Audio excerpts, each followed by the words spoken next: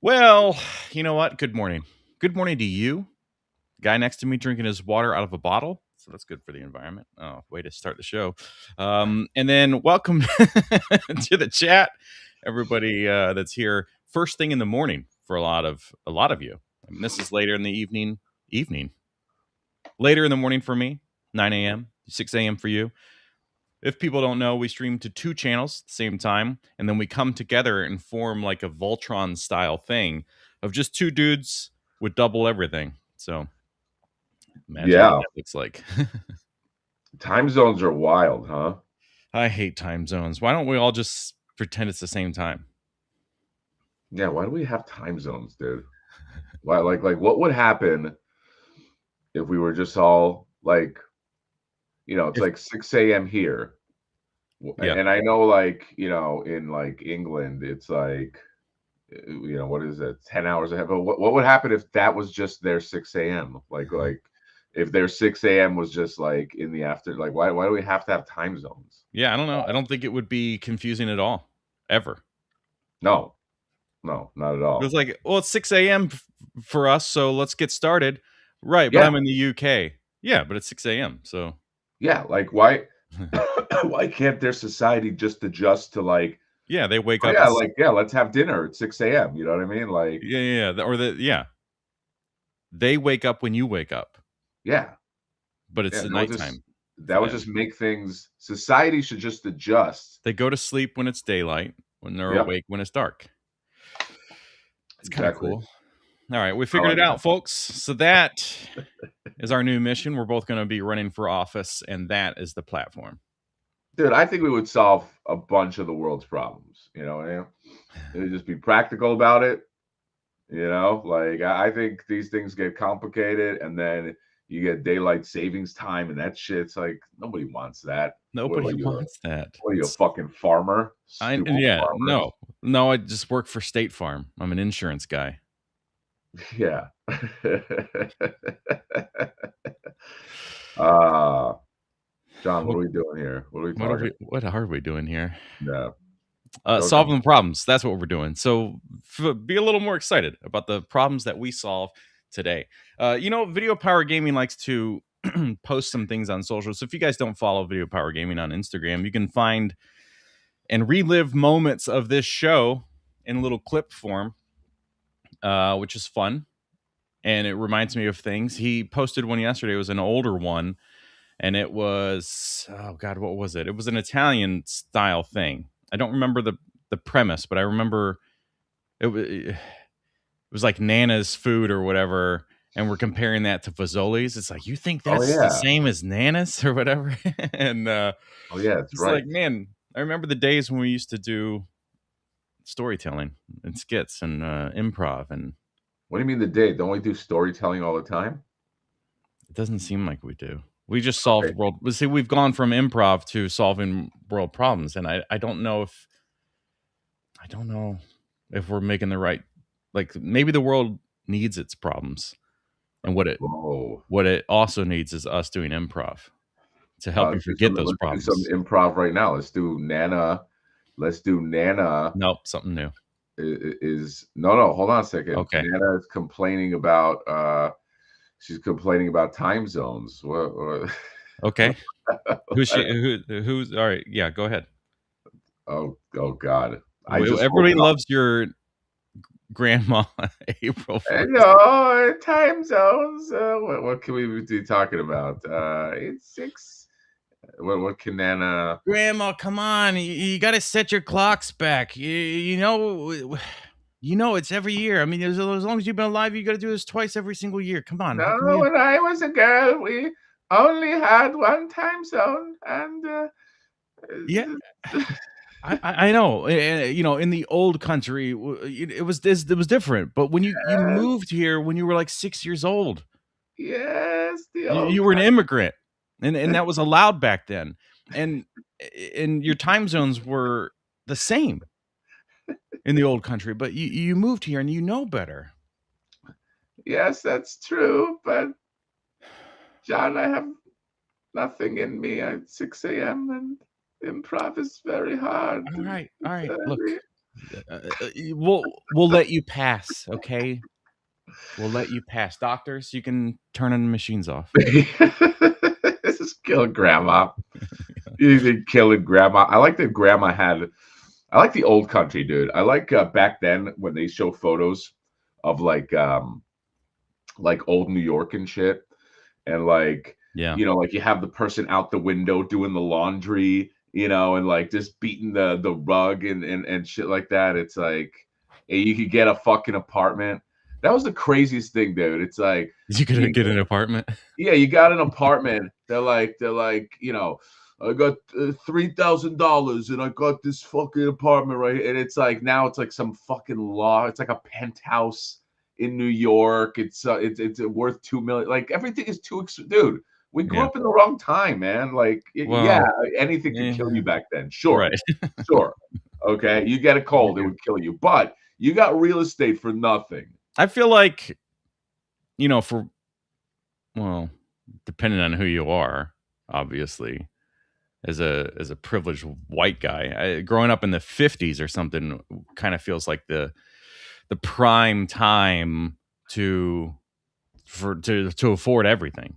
One person has to work, you own a house, you have like with a yard, you have family, vacations, things like that. But I understand that there's a lot of people that would have not been possible for, but those days are obviously gone for everyone. Yeah, you can't that's why we gotta honestly, dude, we gotta colonize a new planet. We gotta I'm sorry, I gotta say well, it. that's where you send the white people to do, because we have a long history of What, like colonizing. Mars? Like no, like or the moon? Like why? Okay, let me ask a question. Why can't we live right now? Yes. Why can't we live on the moon? I like in facilities. Hey, well, that's Musk's new thing. He's like, forget about the Mars. We're going to the moon, and we're going to live on the moon now. So Would you live on the moon? his goal is shifted from Mars, which was really far away, to the moon, which is the correct path, because once you build facilities on the moon, you can launch to go to Mars a lot easier because no gravity, low gravity. Is But it close? If you get to the moon, is it closer to Mars? Is the moon on the way to Mars? well, anything that's off of our planet is closer to something else at No, no, certain points in but rotation. But what I'm saying is that because you don't have to worry about the intense gravity and atmosphere of Earth, launching things off the moon is substantially easier. So it costs less fuel and things to get you'd be able to go further, faster in because space.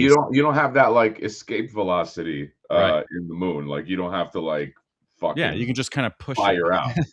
Right. Yeah. We wait most of you would the cost to travel off of the planet is just getting off of the planet, and then after that the cost of everything goes way down. But it takes so much fuel, hydrogen, things to get the things off of the planet. That's the problem.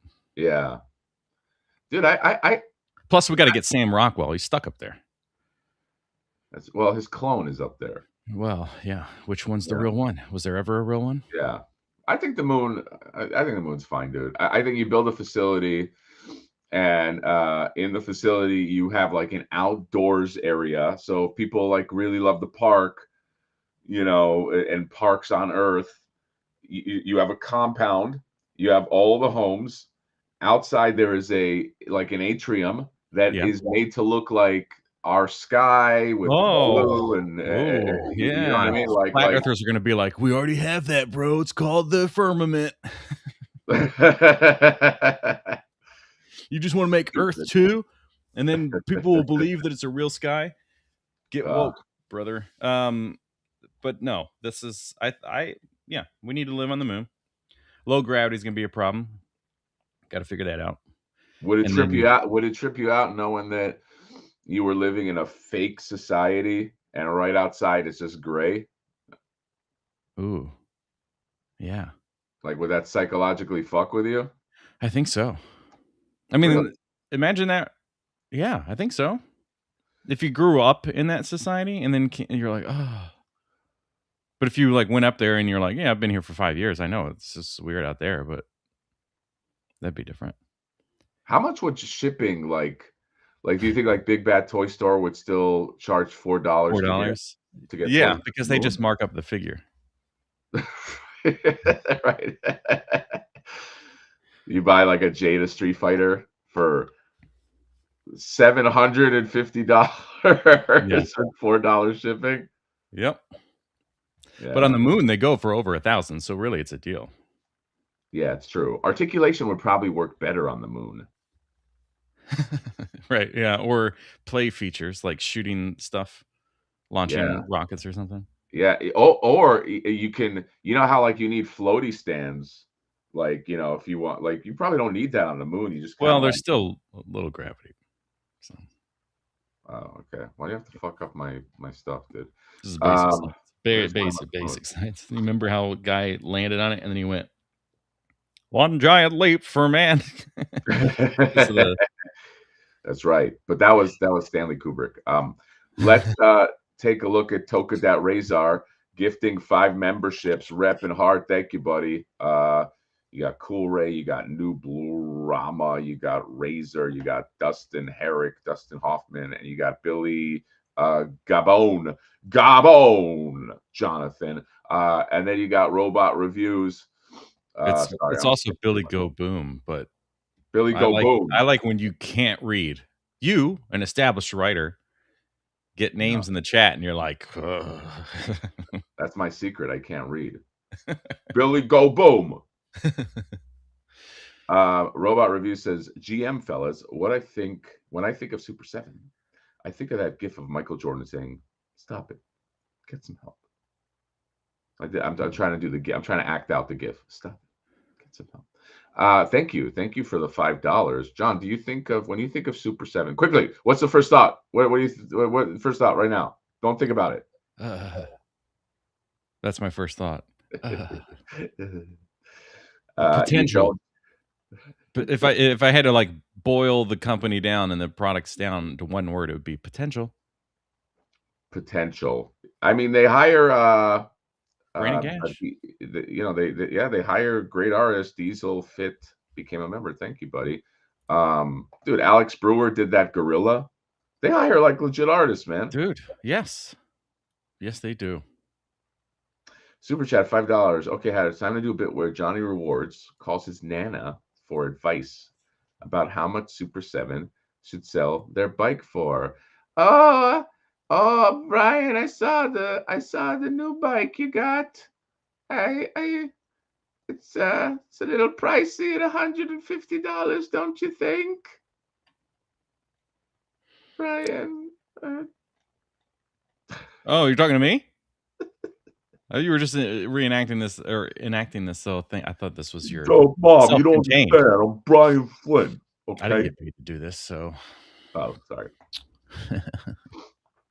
Where's Brian Flynn from? What is he? What is Brian Flynn's deal? He's from San Francisco? Mars, Francisco? man. Huh? He's from Mars. Is he from Mars? Is he a Martian? Mm-hmm. Where is he from? I think Brian Flynn is like a record guy. Well, that's also a different question. Like, where is he from? I don't know, like Cleveland, Ohio. But that wasn't. I don't care what state he's from. I'm saying, where did he come from? What's his background? Super 7? Yeah, like what's his? Okay. He started Super 7. Brian Flynn. Yeah, let's look him up. Let's look up Brian Flynn. You gotta know. Huh? Did I spell it wrong? I'm getting NHL and baseball. FLY. I'm gonna do it on my thing too. I hope my fucking computer doesn't crash. Remember, he was out as CEO, and then he still just does. No, he's still in. He's still. I'm gonna look up. Hold on. Let's see. What I need to find is his LinkedIn. He probably doesn't have a fucking LinkedIn. Yeah, he does. You think so? Yeah, that's right. Well, that's a different guy. This is a bearded man, owner and principal of Super 7 and Hybrid Design. That's got to be him. What are you talking about? What the fuck? Is this him? Everybody wants to know what you're looking He was like such a hipster. I mean, he's still He's a hipster. Yes, but like this was different. So like, hold on. Let me screen share this because this is a moment. Oh, we're having a moment. Whoa! Look at this. Look at this. That's Brian Flynn. That's him. Oh yeah, that is him. Isn't that crazy? It doesn't look like him. Not when you compare it to like this photo. Well, I mean, he got older. He got older. Update your photo.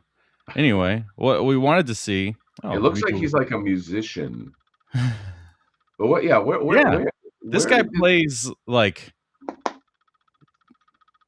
he plays acoustic guitar, and the reverb is like too much, and you're like, oh, you know, it's like my girlfriend loves Lumineers and stuff that sounds like that, where it's just like there's no, it's all treble and reverb, and I can't stand it.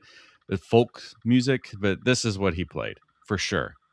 It's just him on a stage by himself with like a tiny little amp, and you're like, oh god, it's so twangy. Someone said it looks like me in the profile. It does. So he was a graphic this is crazy. In the 90s, a graphic designer for Fossil. Then he went to Nike. And then he was at Hybrid Design. It was a multidisciplinary firm that specializes in brand positioning and initiatives from initial conception to retail reality. What a god, just burn your business down, which it sounds like they did, because that's like written by AI. Yeah, this is such like corporate bullshit speak. Yeah, very corporate. But they worked with, you know, a bunch of different people. So, well, there you go. And then 2001, he started Super7, I guess. So to answer, so he's a graphic design guy. Yeah, and famously, graphic design has no articulation. That might make a lot more sense now that we're seeing this. Okay, so a graphic design guy that had a lot of money, right? And started so no background, but there was something with records, dude. So he sold it. So he started this company and then sold it to women, and now it's a woman-owned business. Hybrid design. It's like man-made, woman-owned. Is what I mean. That's what the history of this sounds like to me, unless he was like a co-owner or something. But that just seems weird. I guess it doesn't matter. It's still woman-owned. But yeah, so this is the company that he. Women shouldn't be owning companies, John. Yeah. Kill you. Anyway. That's okay. So the history of Brian Flynn. Again, I'm not shaming anybody for like you don't have a toy background. I legitimately I was like, where we always talk about this guy. I was like, where did he come from? I don't know. You know what I mean? Is he? But you know, look, Todd McFarlane was a comic book artist. Yeah, and then moved into toys. Well, and that's the kind of say, like, he doesn't need a business degree. Does he make bad decisions? For sure, but people with business degrees make bad decisions too. I will say that I most dumb people. This is not. Oh God. Okay, this is gonna sound bad. I'll say this. The job I work in, you know, you meet a lot of these. You meet a lot of people. You got to train them on software and this and that. There's a lot of dumb fucks that have highfalutin degrees. There's a lot of like dummies. Yeah. That have degrees from Columbia, that have degrees from UCLA, and you're just talking to this person, and you're like, this person is a dumb motherfucker. You know what I mean? And it's like, so, you know, there are jobs that 100% I think require a degree.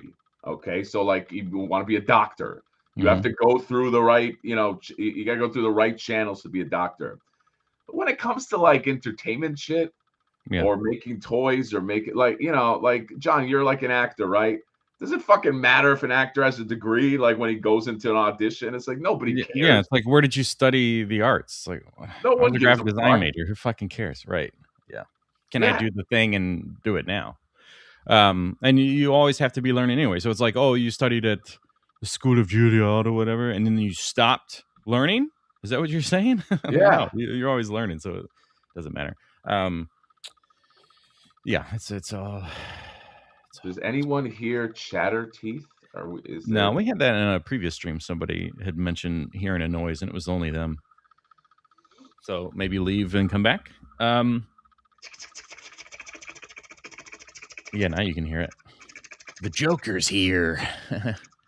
So the thing I was gonna say, what were we just talking about? You're saying that you're going. Oh, that's like you making a toy, you know, and Dum Dum being like, if you're not in the toy business, don't make toys. It's like, well, if you're not in the toy business, you shouldn't make toys. Yeah, and if you're gonna make them, just copy another company's thing. Oh, you both did that. That's the best thing to do.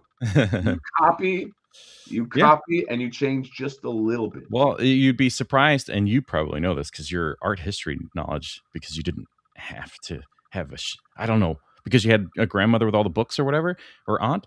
The amount of famous artists that studied under famous artists, you know, is crazy. So it's like their early works were copies of styles of like Rembrandt or whatever, because they were a student of Rembrandt, and then after they weren't students anymore, like you can still see the influence, but they have their own thing, you know.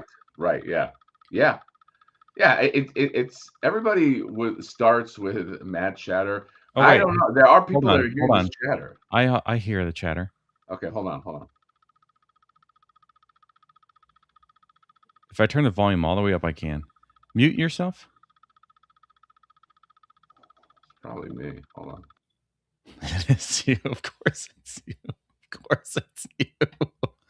Of course. It's probably the fan in your laptop or something, because... But why would that be a chatter? I don't know. You're probably not using your $200 microphone. I have my... Yeah, it's over there. I have my mic right here. Hello? Tap it. No, you're using your built-in. Every single stream. Fucking $200 mic. You need to go.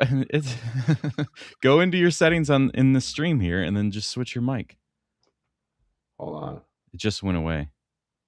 It did? Yeah. But go into your settings on here, down at the bottom of the screen. Just hit that little arrow. Hold on. Mad chatter. Hold on. What is the name of this microphone? Fuck. Well, you should only have one that pops up, probably. Hello? Testing. Christ, that's so loud. That is a... Tap it. That's that one, yeah. Is this one? Yeah. Now slide it over in front of you, like below your mouth. Hello? Not like that. I mean, like, because it's clearly over here for you. Slide it so it's like... All right. What about now? I mean, it's definitely better. Is it better? There's no sound fan, and everybody's going to be like, "Oh my god, we just hit 2026 with quality." Dude, that fucking sucks. I've been not using my $200 mic. Yeah, I think most people have known this for a really long time. No, I blame the chat for not telling me, even though they were saying the chatter. I blame them for not specifically buys $200 mic and just uses built-in mic anyway. All he wanted to do was say that he bought one. He was tired of Attack Peter yelling at him. I know, because he was trashing me, Peter. Hey, man, what are you using your mic? You need better sound quality, man. Fucking Peter, fuck you. Okay. It's like a totally different experience, even for me. Right now. John, would you like my new sexy voice on my sexy mic? Yeah, everything people can understand what you're saying. Well, They don't. John, this is your shit software that you recommended, Restream, Yeah. that is using. Why does Restream go to my stupid default mic? I don't want that. It's probably just because of last setting or something, or like if you ever had it when it wasn't plugged in, it's going to revert to whatever is available. So if it's not plugged in or turned on or something, come on, God, this is tech 101, man. All right, guys, we solved the problem. All right, Is the mic plugged in? Yes. Okay. Did you turn it off and back on? Yes. Did you check to see if that's the mic you selected? God,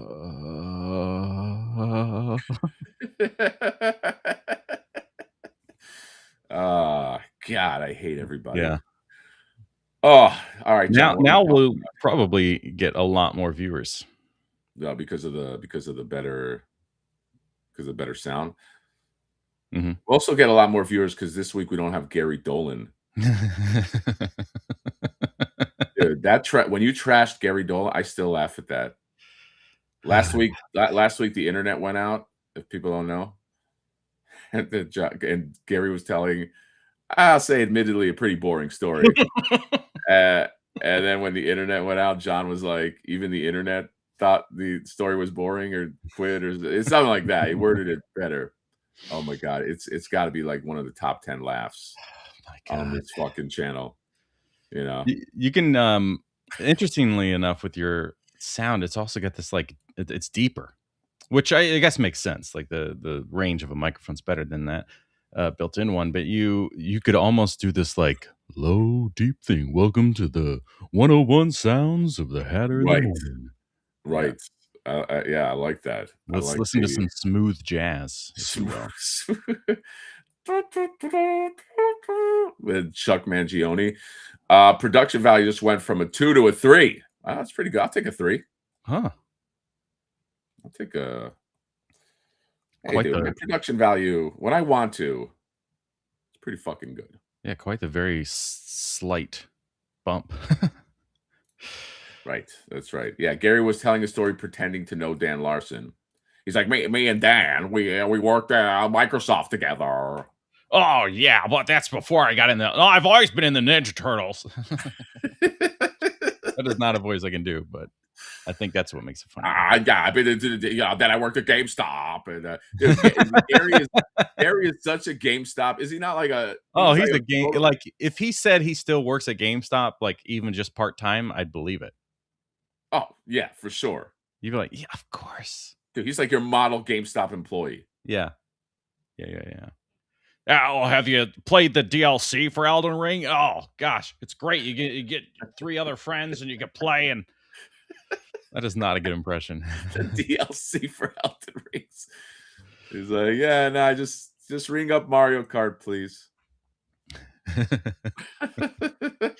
Oh, and I gotta say, are you a rewards member? You gotta sign up, and you get 15% off all your purchases. It's only $20 a year. He does. Why does Quip's right? Why does Edgar sound like?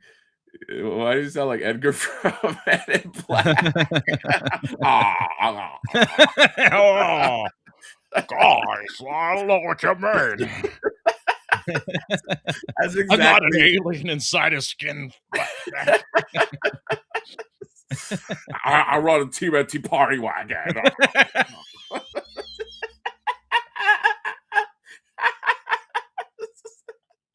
I can buy your Ninja Turtles. Just buy your Ninja Turtles back on Super 7. Super 7's not as good as NECA is. Oh my God, Gary, you suck. Fuck you. Oh man, that was a quip. That was fucking great. If Nick Stapler's here, yes, that is going to be something that he can clearly edit into a beautiful little scene. Oh my God. Bull Airs. I work for Bull Airs.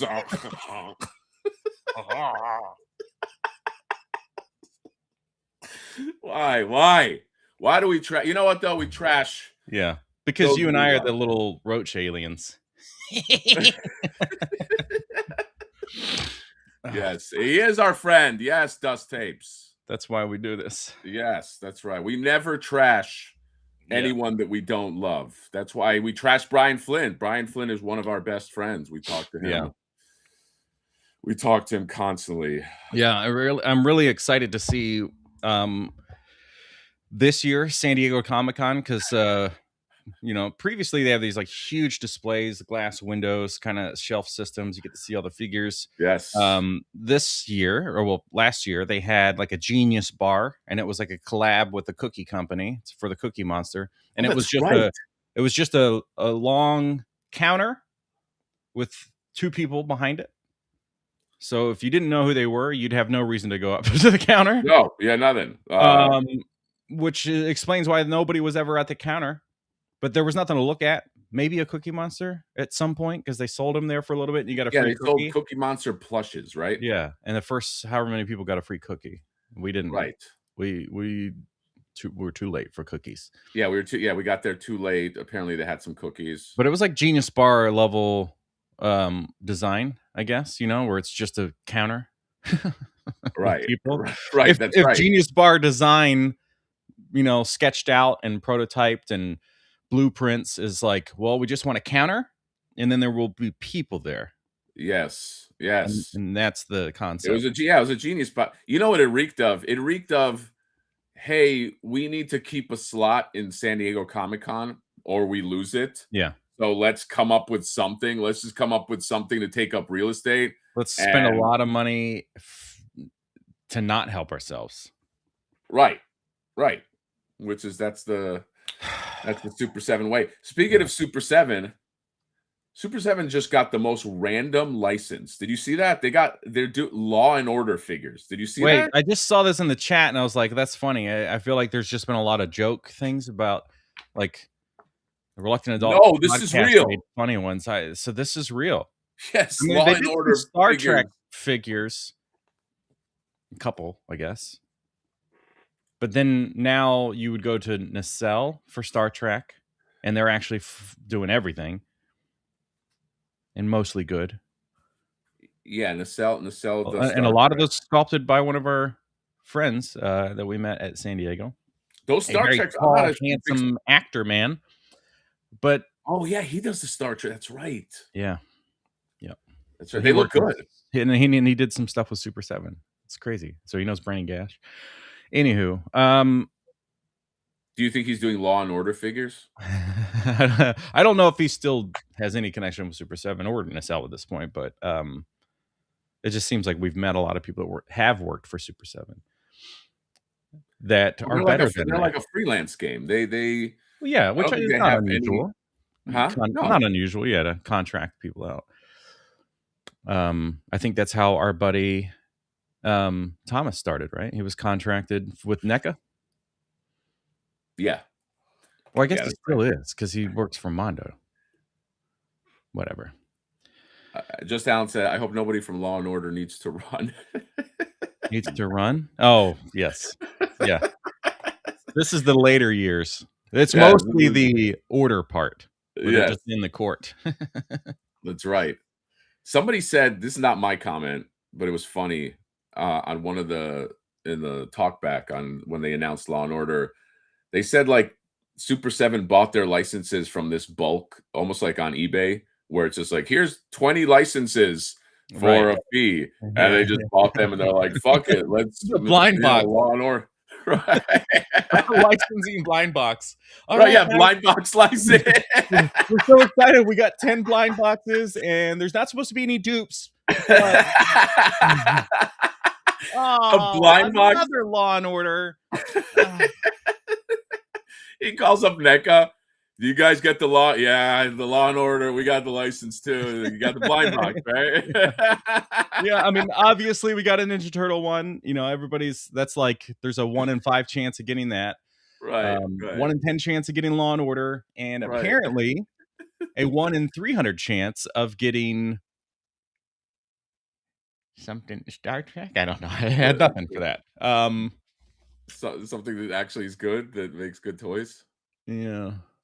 Law and Order. What the Law and Order, man? Like it's not in their wheelhouse to do real people. No. it's not in their wheelhouse to do like, and maybe Law and Order is nostalgic because when it started, but because it's still going, it doesn't feel like it is. You know, it's like Right. if they did the first cast and then Law and Order was over, you'd be like, oh wow, that's an old show. Right. But yeah, but it does still seem odd. It just seems completely out of like if Mezco did it, or like people that do suits or characters in like I don't know, just like normal people, it wouldn't feel so weird. But with Super 7 and thinking of like what their figures look like when they're done, it doesn't make any sense. Yeah, that's yeah, realistic likenesses. I keep thinking of their Andre the Giant figure. Have you ever seen that? It's the worst, dude. Yeah. Yeah. It's like That old. and the fuck, what's his name? Jason, the Green Ranger that they came out around the same Oh time. God, yes, Jason. But then Brandon Gash's Notorious B.I.G. that actually turned out really well. Yeah, the Notorious B.I.G. is really not. Yeah, so I don't get know. I guess it's just a crap. I guess maybe the lesson is hire Brandon Gash maybe for stuff. I don't know. Well, Do you think Brandon like, Gash is working? Hella geek, 1 in 300 chance of getting articulation in the figure.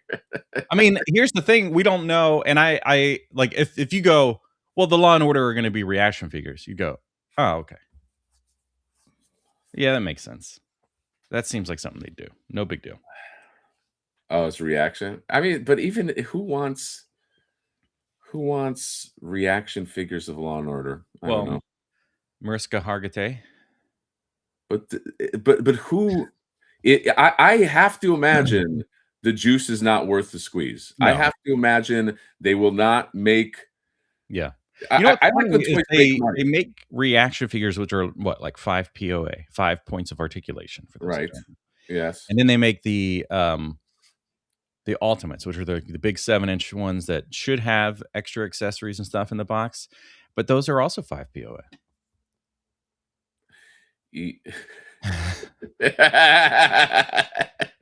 Their ultimate figures are also 5 POA. Yeah. Yeah, but okay, it's just the whole thing is like, will it make money? No. Or will it will and let me go with just one step further. Just will yes, you are correct. No, it will not make money. But it will also not make money for the people that you are selling it to, I don't think. So when you sell to retailers, okay, when you sell to Big Bad Toy Store, when you sell to like other places, you as a company might make money because they buy enough from you to make your money off it. But the problem is they're not going to sell it. And I think it's probably not a great business plan in the long run to keep on selling stuff to vendors that are going to have to at some point discount your shit. That's, you know, I have to imagine that like Big Bad Toy Stores like buys less and less of Super 7 stuff because they're like, we don't want to get stuck with it. Like we have a huge warehouse, but we don't want this. I can't be any more hyped than most of the consumers to like when they get like, hey, Super 7 sending us a new list of things if we want to buy, and you're like, all right, what do they have? Yeah, it has to be like that. Like it's got to be. Yes, it's got to be this begrudging, like, you know, like we got to keep some relationship with them. So this and that's like, don't you want to not do that? Yeah, because I'm curious what the cost is, like how much they actually pay for those things to buy them in bulk or whatever, and at cost to sell them at 65. There better be a wide margin for them to be like, okay, we'll do it, because if it's a tight spot of like $10-$20 or whatever, they're gonna be like, yeah, we really don't want to get this stuff because we can buy, for example, you can buy like Mafex figures as a US company, import them from, I think, whoever, like Entertainment Earth, like is a distributor. You could buy from them and it's like $50-$60 a figure, and then you sell them for $90. So it'd be better for them to do that. And then of course Big Bad Toy Store loves to like double the price of a lot of imports. So there would be no advantage. Like people will spend. Apparently, I sent you. What was this Figma figure? It was $205 on Big Bad Toy Store, and it's $90 in Japan. Yeah, $90, and then like with shipping would be like $120 for you to get it, versus $205 in the US. That's crazy, dude. Yeah, but that's sold out too. So like, why wouldn't they just want to do that? There's no advantage for them because they're not going to sit on that stock. Because as soon as those reviews and things go out, people are gonna be like, "Oh shit, all right, I'll spend the $205 to get it because it's more expensive now." But they sell out before people get them. You get Super7 stuff, and you're always sitting on it. It's constantly on like the homepage for like 70% markdown stuff. Yeah, just lives there. Just lives discounted. Yep. They got to rebrand, dude. Brandon Gash is here, the great one. Super chat, $5. Morning, fellas. I had to fight for that Biggie not to look like a chocolate bunny. No shit, it was ridiculous. Oh my god, that's crazy. Well, I'm glad that you did fight for that because I you know, we need to have you on sometime, especially if you're not doing any work for them, so you can kind of, you know, not shit on, but tell us some of the behind the scenes, like, you know, behind the actor studio, behind the artist or music or whatever, and hear what that experience is like, and know that, like, well, as a sculptor, you don't normally have the ability to like kind of have pushback, but if, you know, I just took a chance and really believed in the thing, that I kept pushing on them or whatever, or like, no, you do have some say, it just depends on the contract or whatever, because I think a lot of us just assume that the sculptor goes in, they do the renders, we see the stuff, and then you see the paint that's supposed to be on it, and then it goes through the factory and comes back, and it's like, well, this isn't anything what we expected. So like, who's there to fight, and at what point is the fight impossible to do anymore? Well, sorry, they're already in production. Well, yeah, but the thing, I've been pissed about this with Brian Flynn for like 3 years now, where he was on one of those podcasts and he was talking about, oh yeah, you know, when the Lady Jane and those came back for the paint apps just weren't what we expected. And we know a lot of people got that.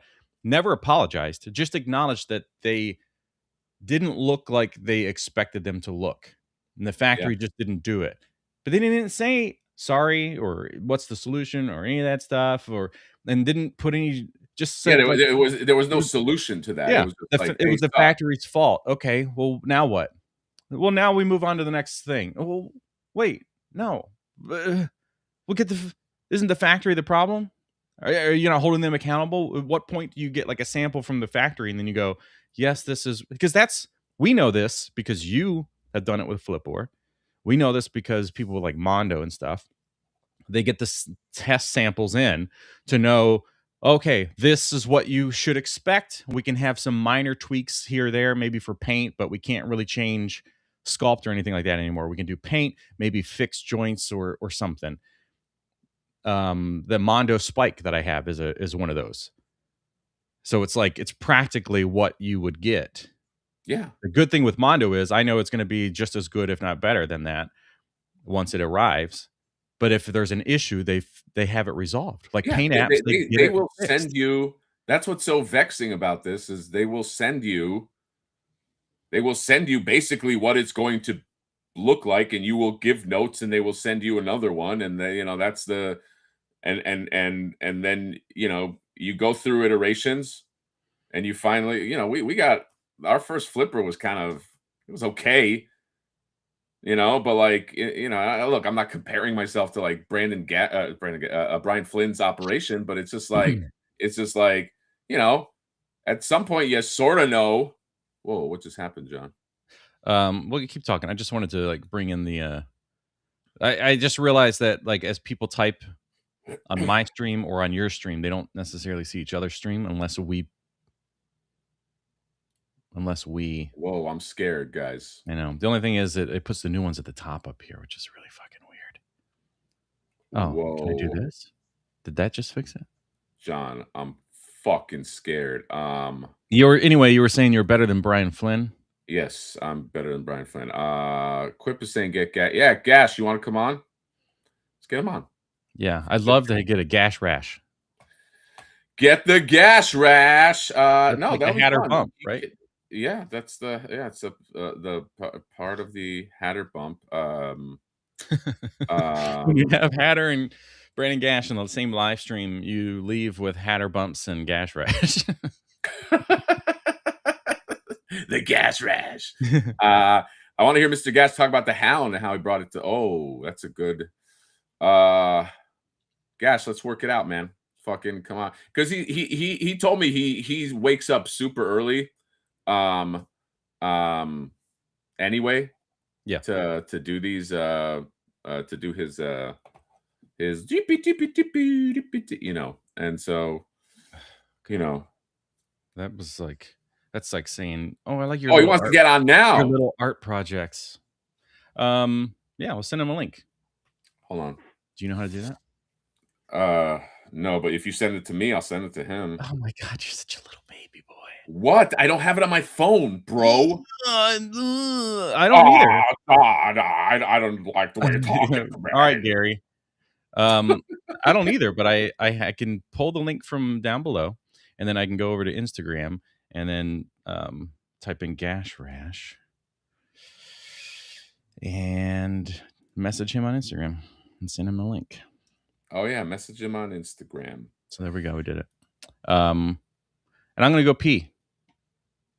So do you think if he shows up that you'll be able to allow him in? Yeah, I have the Okay. You have the power. Easy peasy, guys. I don't like that this. Does anybody else hate this like chat thing that John put up there? It's fucking tripping. Now I basically see 2 chats. Is anybody listening to me? Does anybody give a fuck? Okay. I like how John, by the way, acts like Gary is the only one that told a boring story. Dude, how many times has John gone into the weeds on some fucking boring, way too serious for the room story? You guys know what I'm talking about.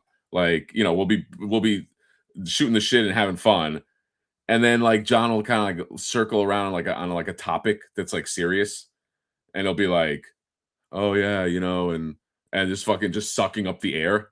It's like, John, you tell boring stories all the fucking time. Like, I say that not that you can't call it out, but after that live stream, John was like, "Oh man, that was really." It's like, and in my head, I'm like, yeah, your stories are boring. Like fucking 50% of your fucking stories are boring. So yeah, it's like, yeah, John, fucking relax. Anyway, I don't see Brandon. I don't see you showed up. And what's going on, John? Oh, buddy, we're just talking some toys here. Yeah. Oh, look, Needles is here. He said my stories. he said my story had substance, engaging lore, and it is true. It is true. But it is a self-published book, so that tells you a lot. Yeah.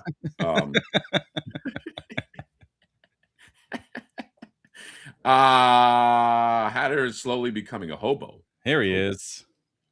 I don't like that. Slowly. Yeah. Are you? Yeah. Did he get in a time machine and go back to like high school?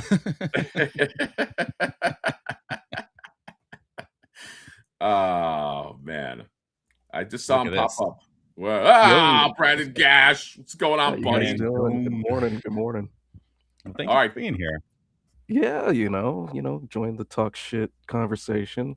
What is over your shoulder? The red poster. That is Frankenstein. Guillermo del Toro's Frankenstein. Then RoboCop.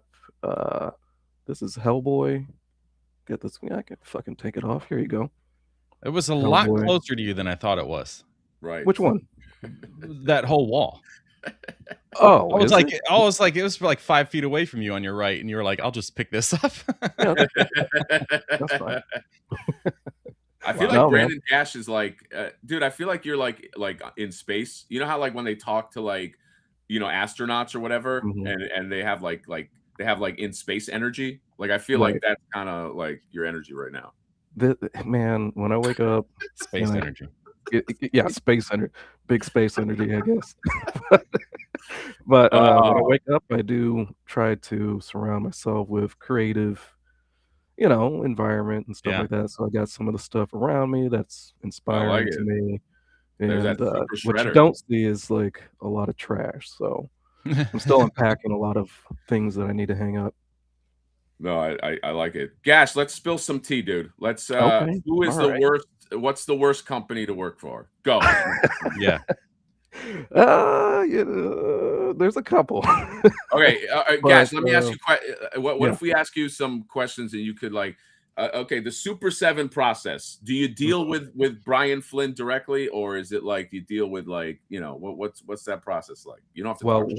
when I was a full-time employee there at Super7, we did have creative meetings with Brian, but those slowly got phased out for just smaller teams. Like I was on the Ultimates team, and that kind of got mixed in with everything, you know, Reaction Plus and stuff like that. So before I was laid off after the Cat's Lair, it was minimal meetings with him, but he did oversee a lot of the projects. And when I was working on Biggie, being one of the big ones, he was there to look at kind of the weekly um, progress of everybody's sculpts. And then, I mean, we had over probably 60 sculptors on the Super 7 team. Jesus. Between, 60? you know, 60? reaction. Oh, dude. That's Like when I was hired on, it was a lot of people. It was a murderer's row of really good sculptors. I mean, just looking at NECA and Mondo, which I know they kind of scale differently, especially Mondo. 60 sculptors at Super 7 for a company that has 2 stores and well, now 1 in California. Yeah. No, nothing. I don't think I have any stores. Oh. Yeah, did they close both? I thought they closed both. I don't think they have any more brick and mortar. I think they're done. That went away. Yeah. So 60, you're one of 60 like, sculptors. yeah, man. I mean, when I first got hired on, were you full time? Because I was full time. I was full time when I first got on. But then after the Cat's Lair, after I was laid off, then I just really freelanced my balls off until I managed to get attached to Mondo, like pretty much full time now. But then these guys asked me back for freelance work after maybe a year and some change. Ooh. And I was like, you know what? You know, I don't have like any sensitivity. It's business, you know. Right. But I'd like to see more of my art out there. So Yeah, I took a chance on another contract with them. That's how you saw the Reaction Universal Monsters and stuff like that I did. And what was it? The RZA Bobby Digital figure. So I came back for those fun things and TMNT, the newer articulated figures and all that stuff. All cool opportunities, but everything really has changed and shifted from the time that I really like first started there to even right now. I think if I'm not talking out of school, they have a really small team of sculptors there, maybe max 3. Jesus. They went from 60 sculptors to 3 sculptors. Yeah. In a span of how many years was that? Shit, like 3. Good God. 3 in 3.5 or so. Because yeah, even when I started, you know, it was like a lot of creative input, a lot of people are fans. I was a fan of Super7 before I started working with them just because of the Turtles lines. And it's like, oh, these sculpts look badass, man. Like, I'd love to work on this kind of stuff. And then you see how the cookies are being made. And like I said, with Biggie, like, that was a big opportunity and big figure for me personally, just being a fan. And when I would see product development photos come back and it's looking shit, you know what I mean? It's just looking bad. And I'm like, if this is coming to me as a fan, I need to clap back at him. I got to say, hey, this is looking really messed up. Like, I don't think fans will be happy. Do they take your input seriously when you... I have to assume that a lot of sculptors go through the frustration where once they're done, they hand off their work and they're like, okay, we'll talk to you later. You know what I mean? We'll handle it from here. But you're saying you were involved in like in the process of like, or at least you inserted yourself in the process, you know, of like, no, this it looks like shit. You know, we need this, that, and the other. Like, how is like, do they involve you in that, or was it like I kind of involved it did come out myself. good? Yeah, I involved myself, to be honest. You involved yourself, okay? Because I saw the first renderings from one of the artists before it was, you know, going to go out for promotional photos. And I was like, damn, this is rough. And I talked to him personally. I was like, hey, like, what's up with his lips? What's up with the color of his skin? This is looking really rough. So and he was like, and I thought he still had like time to finish on it, but he was like, no, you know, I'm going by the Pantones they gave me. And it's like, fuck, dude, look at a photo. So is this this was like a digital render then? So like you do the gray sculpt and then they paint it? Yeah, but I also paint my own figures, and even back here, let me show you. Like I did my own paint sample of Biggie. Oh, wow. Just so they could see, like, this is how it's supposed to look, man. Yeah. Like, look, I didn't do the eyeballs. I couldn't get too tight with a brush, but they had a good example, at least, because I'm passionate about everything that I touch, but I really was wanting this, you know, first big thing for me to look well. Plus, you know, I'm giving this shit to my parents and friends and family. It needs to look good. You want it to set a certain standard. Even then, if it's just like, I mean, I sculpted that, but that, you know, I didn't have anything to do with the paint. You know, when it comes out, you're kind of like soured by it, and you're like, I don't really want to put that on my resume or whatever. You want to be proud of this stuff at the end.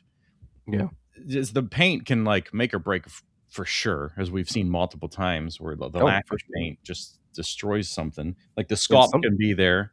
Sometimes you could have a shit sculpt, but paint and weathering can like enhance it, right? Yeah. Well, it's the power, just like makeup. You know, you have the power of sculpting a face with makeup by using highlights and shadows.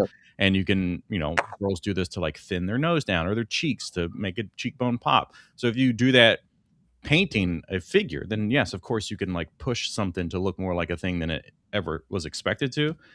But if it's just a wash of a flesh tone, it's like, what are we doing? What are we even doing? The person that did the paint renders, was that also in-house? Yeah, that was in-house. I will say, because I think you kind of noted on it a little bit. Now, if I'm internal, like an actual employee, I do get a chance to see more of the development process before it reaches you guys, right? Right. But if I'm freelance, like freelance for Nacelle, ever since they started toys, I never had too much of a say with how these things look or feel when they get to you in the final pass. And which, you know, it is what it is. But with Mondo, I'm there every step of the way with sculpt, prototyping, you know, factory files, coming back, checking those, making sure. Yeah, you really get the sense of that with Mondo too. And if people aren't aware, like there's the Mondo talks that they do on their own YouTube channel, and you get to see all of that and hear that from all of you guys, and just what that entire Peter is the one that really has no idea what's going on. That's why he has to do the Mondo. Where basically Mondo talks are, this is our weekly meeting or bi-weekly meeting, so that I know what the hell's happening with my team. You're gonna get me in so much trouble. No, he's there during the whole process, like with turtles and everything else. I know, but you, I mean, let's face it, you do get a little tired of him, right? Yeah, you can wink. No, peace, my boy. Don't be an ass. It's too early to be this sinister. That's fucked up. So, like, I would say that. Well, obviously, all these companies function probably a little bit differently. You get into like Hasbro, it's probably even less involved. It's like just do your job and shut up, because you might lose your job tomorrow. Yeah. But Super7 was at the time anyway traditional to bring things back to you as the sculptor at any point, or was like, I know you said you kind of inserted yourself for Biggie, but was this normal for any of the other figures? Like as far as deco or just like anything? seeing the stuff kind of come back after your work is technically done, and then like giving some feedback or input, or are Yeah, there I mean, that was sculptors? Is it unusual for a sculptor at Super 7 to like do their job, hand it off to the renders and stuff, and then not really be involved anymore? I mean, we were working on so many projects at once or Yeah.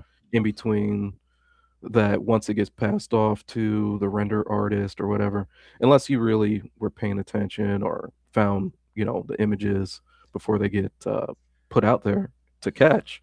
Yeah. Really, you're just on to the next one, on to the next one. So you might not catch everything, but by the time I was working back with them after the Cat Slayer, that team was really slim down enough that we saw everything. Okay. So we did have an part of the eye issue being on, it was just too large to be involved. it was pretty big. It was pretty big when I first started.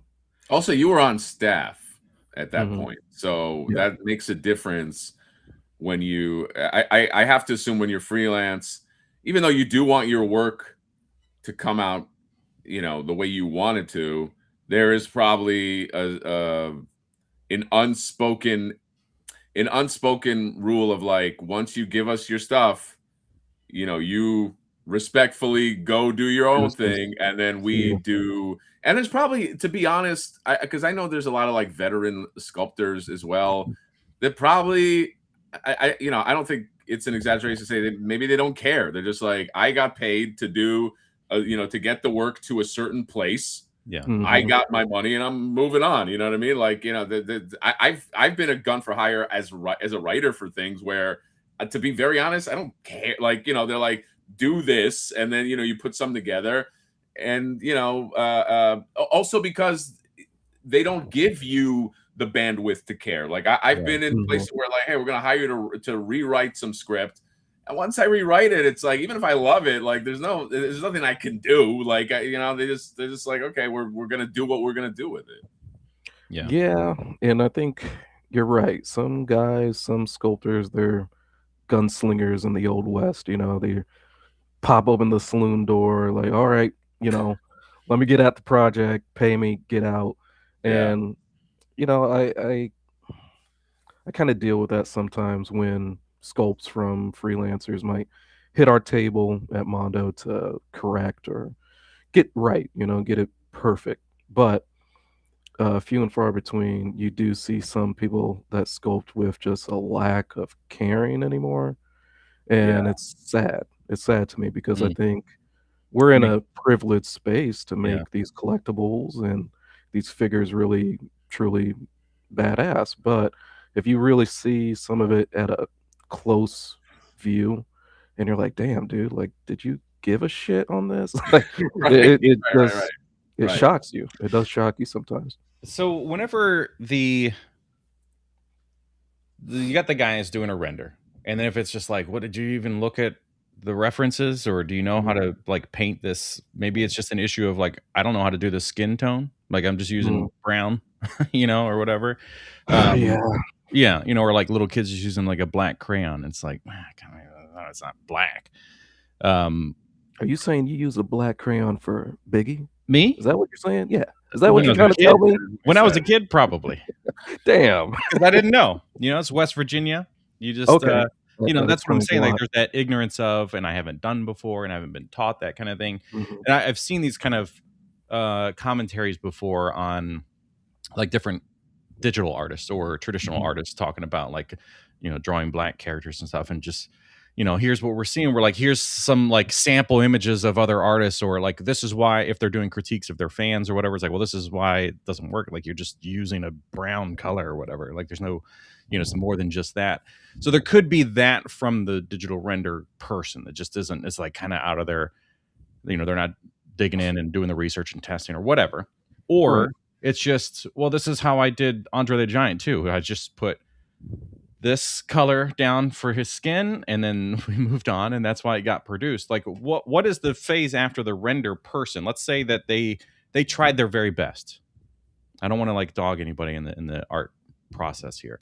We'll say that you do a sculpt, you hand it to the digital color artist, they do their render, and then it goes to somebody that has to approve that. Like, why would there be a scenario where you had to push back and get involved and say, like, or, you know, please consider these things and look at these things for colors and, you know, whatever, when it should be the person they answer to? You know why? A little bit of it, I think, you know, if we're really going to break it down, there's not too many people that look like me in that space. Right. You know what I mean? So I could count on one hand that there was maybe 3 African-American people on staff. So really, when that crossed my table and I saw it, I'm like, that's not how we look. Not at all. You need to give a little bit more care.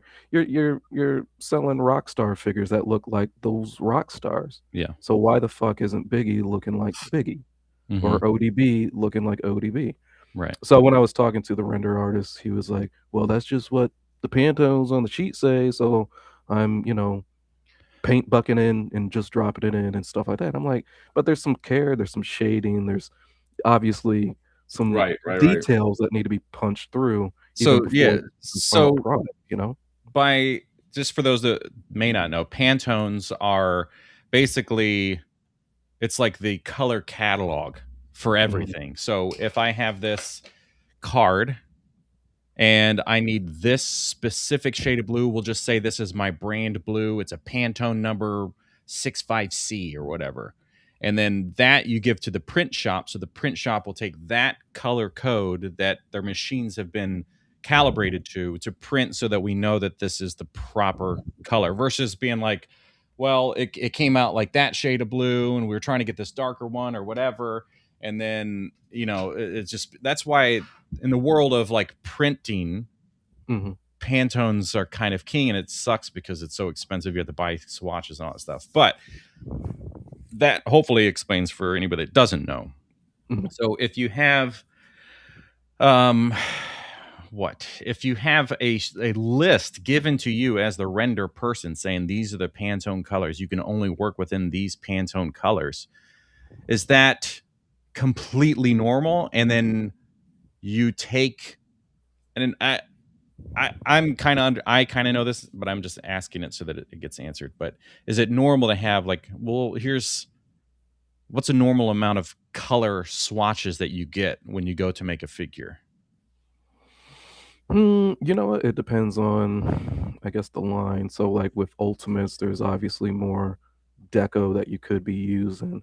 And I think with him, this render artist in particular, I think he was still thinking in the reaction world, where it's like, hey, this is, you know, lack of a better word, it's a cheap product. We're not supposed to sculpt. Right. Yeah. So, you know, here's like 5 Pantones, you know, use this for this. The boots are this color. Let's call it a day. And it's like, but no, there's so much finesse and other stuff that you got to take in consideration for a figure that's going to cost you more than $60. Yeah. So really, I don't know. You know, it wasn't exactly going to be my final call because that's up to everybody else above my pay grade. But if I'm in that space and I have the room for, hey, this needs to be called out, I'm going to call it out. It's just part of it. There should be more of that through the industry. And I don't know, like I said, with Hasbro, you really can't. And you have to rely on like your superior to push it back against the others that are saying like, no, just use one color because it costs more to use a second color. Well, I also think that this is why, if I can interject here, why Super7 doesn't, and again, it might be the culture in that company, I don't know. This is why their cartoon stuff is always infinitely better than their fucking real shit, because like look at like NECA, dude. Not to kiss NECA's ass, but NECA knows how to make, like, look at Doc Brown. Like, look at the Doc Brown they did. Yeah. Like, they know that when you're doing a human, there's a lot of paint and deco and touches and finesse that needs to go into it. You can't fill paint bucket. You can't take Andre the Giant, take peach or whatever color Pantone they have, fill bucket, call it a day. you have it's why they're for the most part, again, with exceptions, Notorious B.I.G. being one of them. I'm not just saying this because you're in the room. But it's why, you know, their real stuff just kind of sucks. Yeah. Mm-hmm. Well, the renders look good, and I'll shout out all the guys who have worked on those that, you know, they look great. By the time that you see them, you're like, oh wow, maybe I'll click the button. But when you see it in hand and you have Andre looking like he has jaundice, you're like, what the fuck happened? Like, what's going on here? So I don't know. You know, sometimes you do have that control as an artist on the team, but then again, you might rotate out of there because, you know, they hit a bad quarter, so they got to get rid of most of their creative team. Right. So when you don't have anybody who's creative on their team, you just leave it to the people who are just trying to crunch the numbers and get the product out there. And they might not give a shit about what skin tones are there or what kind of details are missing from render to final product, which is sad. You should have that kind of team together. It drives me nuts that anything should ever get into the factory. Like, I know the factory is going to be like, whatever, let's just get this stuff out as cheap as possible. You know, unless they're just passionate about making their clients happy or something. But I don't know. They won't invite me back to the you know, picnic. Yeah. There should never be this scenario like we talked before you got on the stream of, you know, Brian Flynn saying, well, yeah, these G.I. Joe figures came in, they didn't look like we expected, and which doesn't match the rest of the line or whatever. And it's like, well, why didn't you stop the factory? You know, like there should have been, like, if you didn't push back and say, you know, as much as I want to shit on Premium DNA, whatever scenario they're in for not making Earthworm Jim figures, if it really is based around the fact that those products were not to the quality of their expectations, so then there was a big lawsuit or whatever, everything stopped, and they didn't make the figures. If that is because they were passionate about the figures being proper, then I have a lot of respect for that. Right. They just should have told people earlier. But that is like what Super 7 should be doing, or Brian Flynn or whoever should be going, well, no, we're not going to take those from you because that's not what we agreed upon. You know, but instead it's just, let's get them, let's send them out, let people have their stuff. It's like, yeah, but people are mad. And now, and maybe it's like, well, we think that people would rather have them now versus waiting another year to get the proper versions. It's like, well, you don't know that. You should ask that. Maybe just try doing that. If you don't do that, well, now you have people that just eventually stop buying the products. Yeah, which is super sad. And I do want to say that most companies, you know, like we pick on Brian Flynn, right? But like in my experience, most companies live and die by the person that is running the company that has the final say. And if that person is going to be a pain in the ass, or if that person is, you know, using good judgment, at the end of the day, if you greenlight that product to go out into the wild, then you deserve what you get. You know what I mean? Like it's you look to the leader. Who is the leader of the company? Because there's always going to be like things that go wrong down the pipeline. But at the end of the day, you know, I'm sorry. Like if Brian Flynn is the one that is saying yes, put that out, then you know it's I put it on his doorstep. I do want to just mention just the chat. We got Casper Corner right here, repping hard for 41 months. Good God, saying morning, and then Toka that Razor with a very generous 10 memberships right here. Okay, you got 10 member. We're not going to go through all them, but thank you so much, buddy. Get yourself a membership to Hatter, to Johnny, to Brandon, Gash. Brandon, you got your own membership channel, I assume. Do I think so, right? I assume everybody's got a member, right, bro? Yeah, right. You got as sculptors, it's S7 inexperienced. Here's one. Brandon, are the sculptors at Super 7 inexperienced, or they don't care? What do you guys? No.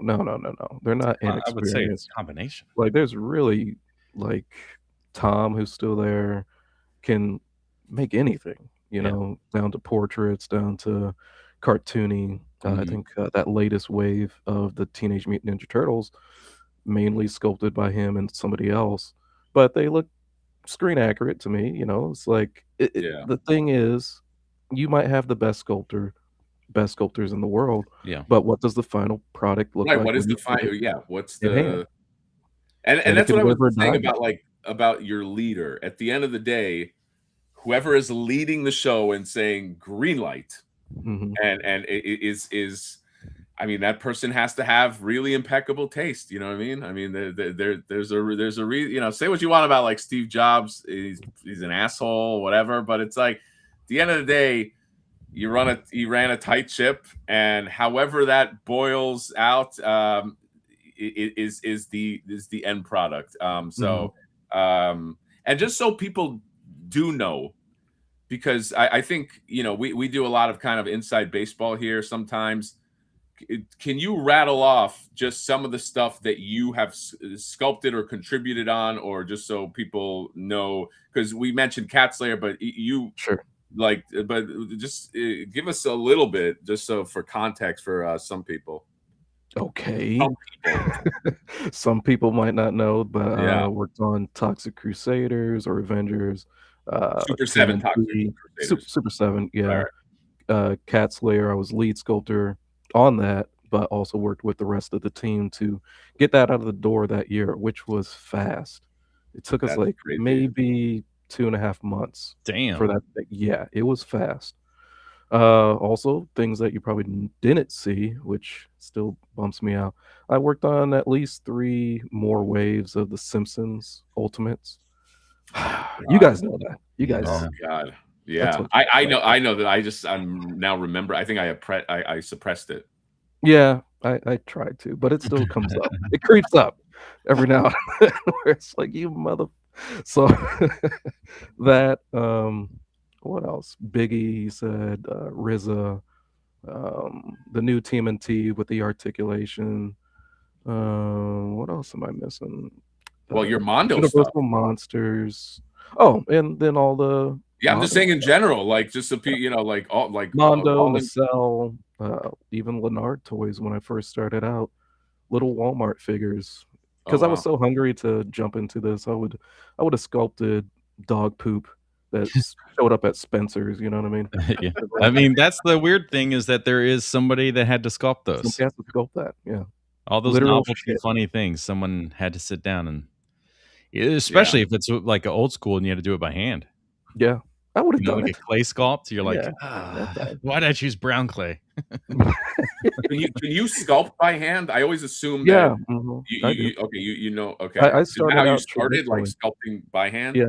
Yeah. I mean, I'm old, guys. I'm like Yeah. almost 40. Yeah. You know, and I started You're a out young before. man. Well, thank you. I started out actually sculpting traditionally because I wanted to get into special effects for movies, and like that's kind of all I saw growing up from Fangoria magazine or Starlog is when they would. Dude, you're like a fucking I'm a blurred. Shout out Blurred Alert. Check us out 6:30s on Monday. Blurred. Yes, I do want to mention. I was going to do that towards the end, but you guys have your own podcast with a certain I think all your boys are here right here. You got Sebastian Gomez. They all came out to support you, buddy. And then you got Scotty Quippin, aka Quip, aka the new GDL. Oh yeah, fucking Nacelle, Cowboys and Moo Mesa. See, some of that kind of goes in the back of my mind too, because you did those Moo Mesa figures. Yeah, I did the Moo Mesas. Damn. Those look really fucking good, by the way, man. Oh, thank you. I haven't had them in hand. I've knocked on their door to see if I can get comps. They've shut me out. Damn it. I'll say it here.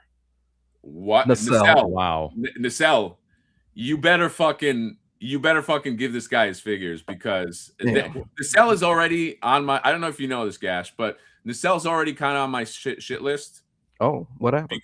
Because I don't like, and I'm sorry if the chat thinks this is irrational. I'm sorry, okay? But I don't like that there's brand confusion to me with Nacelle. I'm like, are you a reality show company? Do you do reality shows? Do you do when companies are too spread out with like too many things that are not toy involved? I'm just like, I go to Nacelle, I see some dude with glasses, and he's like, we're doing, you know, do you think you can dance? Like, am I in the right, like, dude? That is a very specific dude. That is really weird. No, but I'm like, and sometimes I'm like, why am I following? And then I'm like, oh wait, this dude. So to me, I'm not a fan. I'll just say this, okay? Nothing again. I don't fucking know that guy, but like, I'm not a fan of like when like, the CEO is too much like in my face. Like, it's like, just, you know, if you're not a personality anyway, just fucking be behind the scenes. That's number one. Because I have that same thing with Brian Flynn. Stop trying to be a superstar. Get in the fucking office and make good stuff. I don't want to see your face. I don't care about like, unless you're like Todd McFarlane, because Todd McFarlane, for all the shit I give him, he's a fucking, I'll say he's a genius. I love Todd McFarlane. That guy's a personality. And then that guy, Todd McFarlane's got like that. He's got like a thing. He's got like a thing. Brian Flynn, you don't have that thing. You belong in the office. Get somebody else to represent. I have the same thing, the same note with Nacelle. Guy that runs Nacelle, you're not a personality. You get behind a thing, do your fucking, and let other people talk for you. Also, I'm always confused when I follow that chick because, again, they do so much stuff that's not toys. I'm like, what are you? They say, well, we're a production company. No. I just do toys. That's my beef. Sorry, you want to know the history of Brian? Well, they're all named Brian. Brian Volkweis. Yeah, which is weird. 2 Brians, right?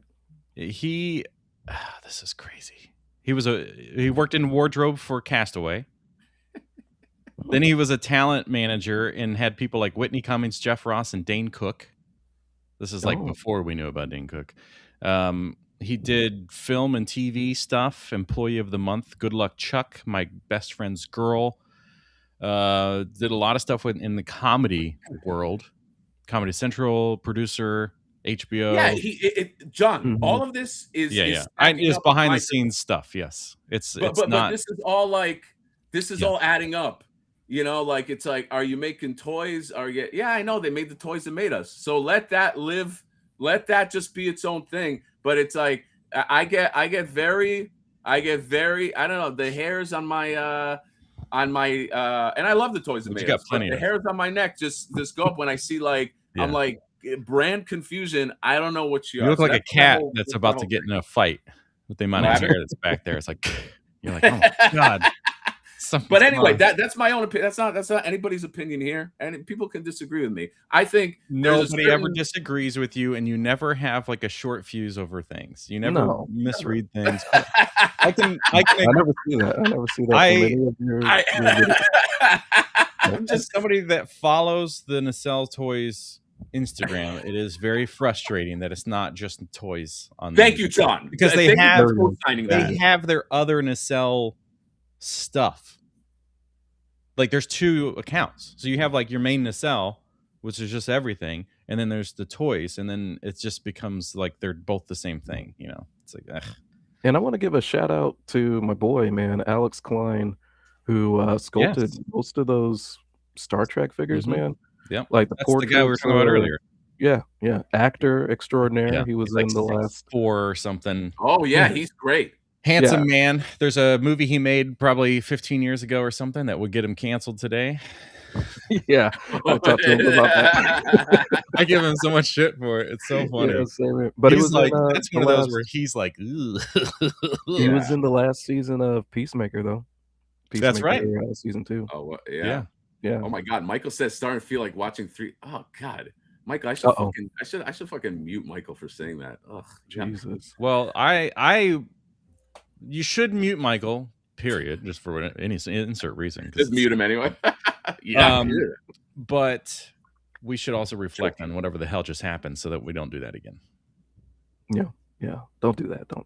I think it was all the angry Hatter. You were screaming at the mic, and that's true. You're a very passionate man. I'll give you credit. I get passionate, guys. But what do you want me to say? But it does happen all the time. 9 times out of 10, there's a post.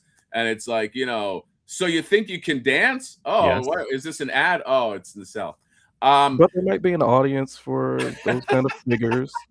You know, you never know. He's not saying they're talking about, so you think we can dance? Making those figures. No, I'm not talking about making their figures. They're like, that's the disconnect. You think you can dance? I'm like, I don't. I stay That's away. the disconnect. Yeah, I don't care about like Hollywood productions. I don't care. I want toys. Like that's why I think they have two different. That's what I'm saying. Instagram accounts. They have the toy. Yeah, and then they have the company. But yeah, the toy one right. will post about a new show. Bleeds into each other a little bit sometimes. Yeah. Anyway, do you want to continue? You didn't reflect on the. No, I'm done reflecting. I don't want to. I don't want to. Gash, let me ask you something, okay? Yep. Just and be honest. Like be honest. You and I yesterday we talked. We had a good talk for like at least probably like an hour and a half last night. Yeah. People think that I'm a psychopath, but I'm actually, I'm not the worst person you've worked with. Correct? No. Like, not even, not even close. Not even close. Yeah. No. You're a sweetheart, dude. We had a great conversation. I am. Dude, we had a really great fucking conversation yesterday. We're talking about the Hound, who that Hound. Yeah. Anybody who doesn't want that fucking figure when it comes out is a fucking loser. I'm just saying that right now. If you don't buy that figure, you just fucking failed in life because it's looking amazing. We came up with some ideas. Gash, on a scale of 1 to 10, what's it like working with it? 10's the best. What's it like working with your guy Hatter here? Yeah. Now that you know can what? answer like he didn't ask you to. Mondo team.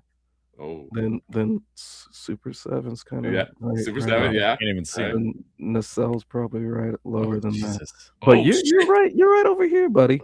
I'm lower than the Mondo team. You're like right there. I'd say you're very collaborative. I love working with teams. Like the Mondo team's excellent.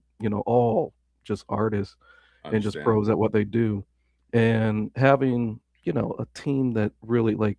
You're almost thinking about something before I think about it, that back and forth, like a tennis match. But we really found a balance of adding more to this figure than what was initially conceptualized, right? So it was like, I'm giving you an idea, you're spitting it back to me, and it's like, no, this is money. This is going to be fantastic. And I love working with people like that. So you're there, man. You're really good. It's got to be great to be in a space where it's got to be great to be in a space where there's not a locked down lore and style and stuff, so that now not only can you bring ideas that maybe weren't part of the thought, which I believe has happened, that has like kind of amped this character up, but now it's like, well, yeah, we don't like, we have drawings, but we don't have like, this isn't exactly what this thing looks like because it hasn't existed yet. So you're there to be you're part of the origin, so that in 2 years, it's like, well, no, technically, guys, that needs to look like this. Is possible. No, and you're right. I will say to your credit, and John, I showed you like the first sculpt where Brandon delivered it. I was like, I feel like you were pretty much on the money from the start. Like it wasn't with Flipboard himself, and this is no discredit to Ryan. But we had a lot of notes. There was like a lot of there was a lot of finessing, but I feel like pretty much what you came out with from the start. Yeah. And again, because you've been doing this for so long, I felt like it was already like kind of, there wasn't a lot of like, we got to sculpt the marble and do that. There was I think it's very obvious that, the interpret ideas that are 2D very quickly into like the 3D realm, which is very, very cool. I also wanted to highlight Sebastian. He said that's a hell of a leading question. By the way, I don't like that Sebastian said that, because I fought my balls off to get Sebastian on a certain dinosaur figure. I was like, you gotta get this. Sebastian Gomez is the guy to sculpt this figure. But see, nobody appreciates Hatter. They don't. They just shit on me all fucking day. But yes, I'm joking, by the way. But I mean, look at it. These things represent kind of like your first. I mean, this was close to your initial run, right? Like at least when you showed me. Yeah, because I think when we first were talking about it, I told you your sketch, your design. I already saw that in 3D, and then a couple shots of tequila later, we made the deal. But my opinion still stood. Like I saw the initial sketches and everything, and the design from last year, and I was like, yeah, who do you got on this, man? Like I could really see it in 3D. This is a cool character. I love, the lore of it being the Hound of Tar, this, crazy looking creature. I like creatures and monsters, so I knew where it could go, and I was really privileged and happy that you accepted our shake at the at the toy. John was there. Yep. Yeah. I'm glad that Jay lost like $3,000 on that occasion, and I think this is worth that. It was worth it. Yeah. For people who don't know, we made this deal in the room. Like this is at Jay GDL's party. We're just fucking drinking all his alcohol and eating all his food while he's like, "Oh, I'm losing money." And we're making deals. That's one of those things where you could like clip a video, like if the whole thing was a show or whatever, he'd be down there like, oh, I'm losing money, and then it would cut to you guys and you're shaking hands. You're like, let's make some money. We're making a deal. Yeah, dude, that was fucking a fun time. 305, dude. Sebastian Gomez is 30. Did I know that? Do you guys even know about? He's a Miami boy, huh? He's a Miami boy. Yeah, Miami boy. That's where Mr. Worldwide is. I think most people know 305 because of Mr. Worldwide. 305. Okay, but you know what? You know who soured 305? Peter's 305. So it's not like not like that. Like, no, you guys, you don't know Cuban food. Yeah, you don't know Cuban food. I get all the Cuban. Why is he an old Jewish lady now? I get all the Cuban food. Yeah, that was a fun time. Although Tommy Hodges is complete. I found out that night, Brandon, that Tommy Hodges is insane. He's like I love him, but he's like an insane. You found that out. I didn't know. I was like, Tommy's cool. He's still cool, but I was like, oh, Tommy's crazy. That's kind of cool. No. But you need a little bit of crazy to make those badass sculpts. Yeah. He makes. Like, come on. I think we're all a little bit crazy. You don't see off camera how crazy I am. So. Oh, okay. But I'm not that. No, Brandon, you're like, but you're. Oh, you're saying that this is like your normal Peter Parker, but like you get symbiote sometimes. Like I'm what you see. I haven't seen it, but I will say it's very fun working with you. So so far, yeah. I not that it's gonna like take a left turn, but like I think it will. I really do enjoy one of these days. It will take a left turn. You'll say something that is gonna get me, and I'm just gonna be like, you know what? Damn it. I'm done. Yeah. Push away from the desk. No. You're a very, very talented individual. We went to Miami Sunset. Zakanin is here. Oh my God! Hey, Ryan. Somebody said that this is like I was trashing. I was doing light trashing to Nacelle, and somebody said there was like 3 POA. You know what I mean? Like that's not. Like you can't trash. It's you know what? I'm not going to get on my. Nobody wants to about Nacelle. Yeah, nobody wants to get attacked for stealing somebody else's style. You know what I mean? Mm-hmm. It's like I love the Dollop podcast, and it's like you get 2 comedians. They talk about American history, and one's just like a goofball the whole time, and then a bunch of people copy that, and it's like, oh, you guys are just doing their thing. We just don't want to do that. Yeah, that's right. We're original. We're original. Brandon, do you know there's I have a new character. It's called Madhatter-Kowkis. I saw the video and I was busting up laughing. That was hilarious, dude. I know. I think we need a figure of him today. So Brandon, if you can I'll put that into my video. That's the reveal of this live stream. That's right. Brandon, hold on. Let's talk about just the Super 7. Brandon, do you have any involvement in this new Super 7 wave with April? Absolutely not. Absolutely not. Okay, so I knew that the bike was being developed with Kyle maybe around the same time that wave 2 of this was being kind of flexed out. But I think they're reusing a little bit of the old raft body for that I would assume. Jacketed one. Yeah, those are still the old Brandon, hands. If they, I got a question. This is an industry question. If they reuse your stuff, Like, do they have to tell you, or is it just basically Fuck like no? They don't tell me It's not like they're gonna reuse it all they want, man. it's not like a acting job where like now you get a royalties for the use. I wish.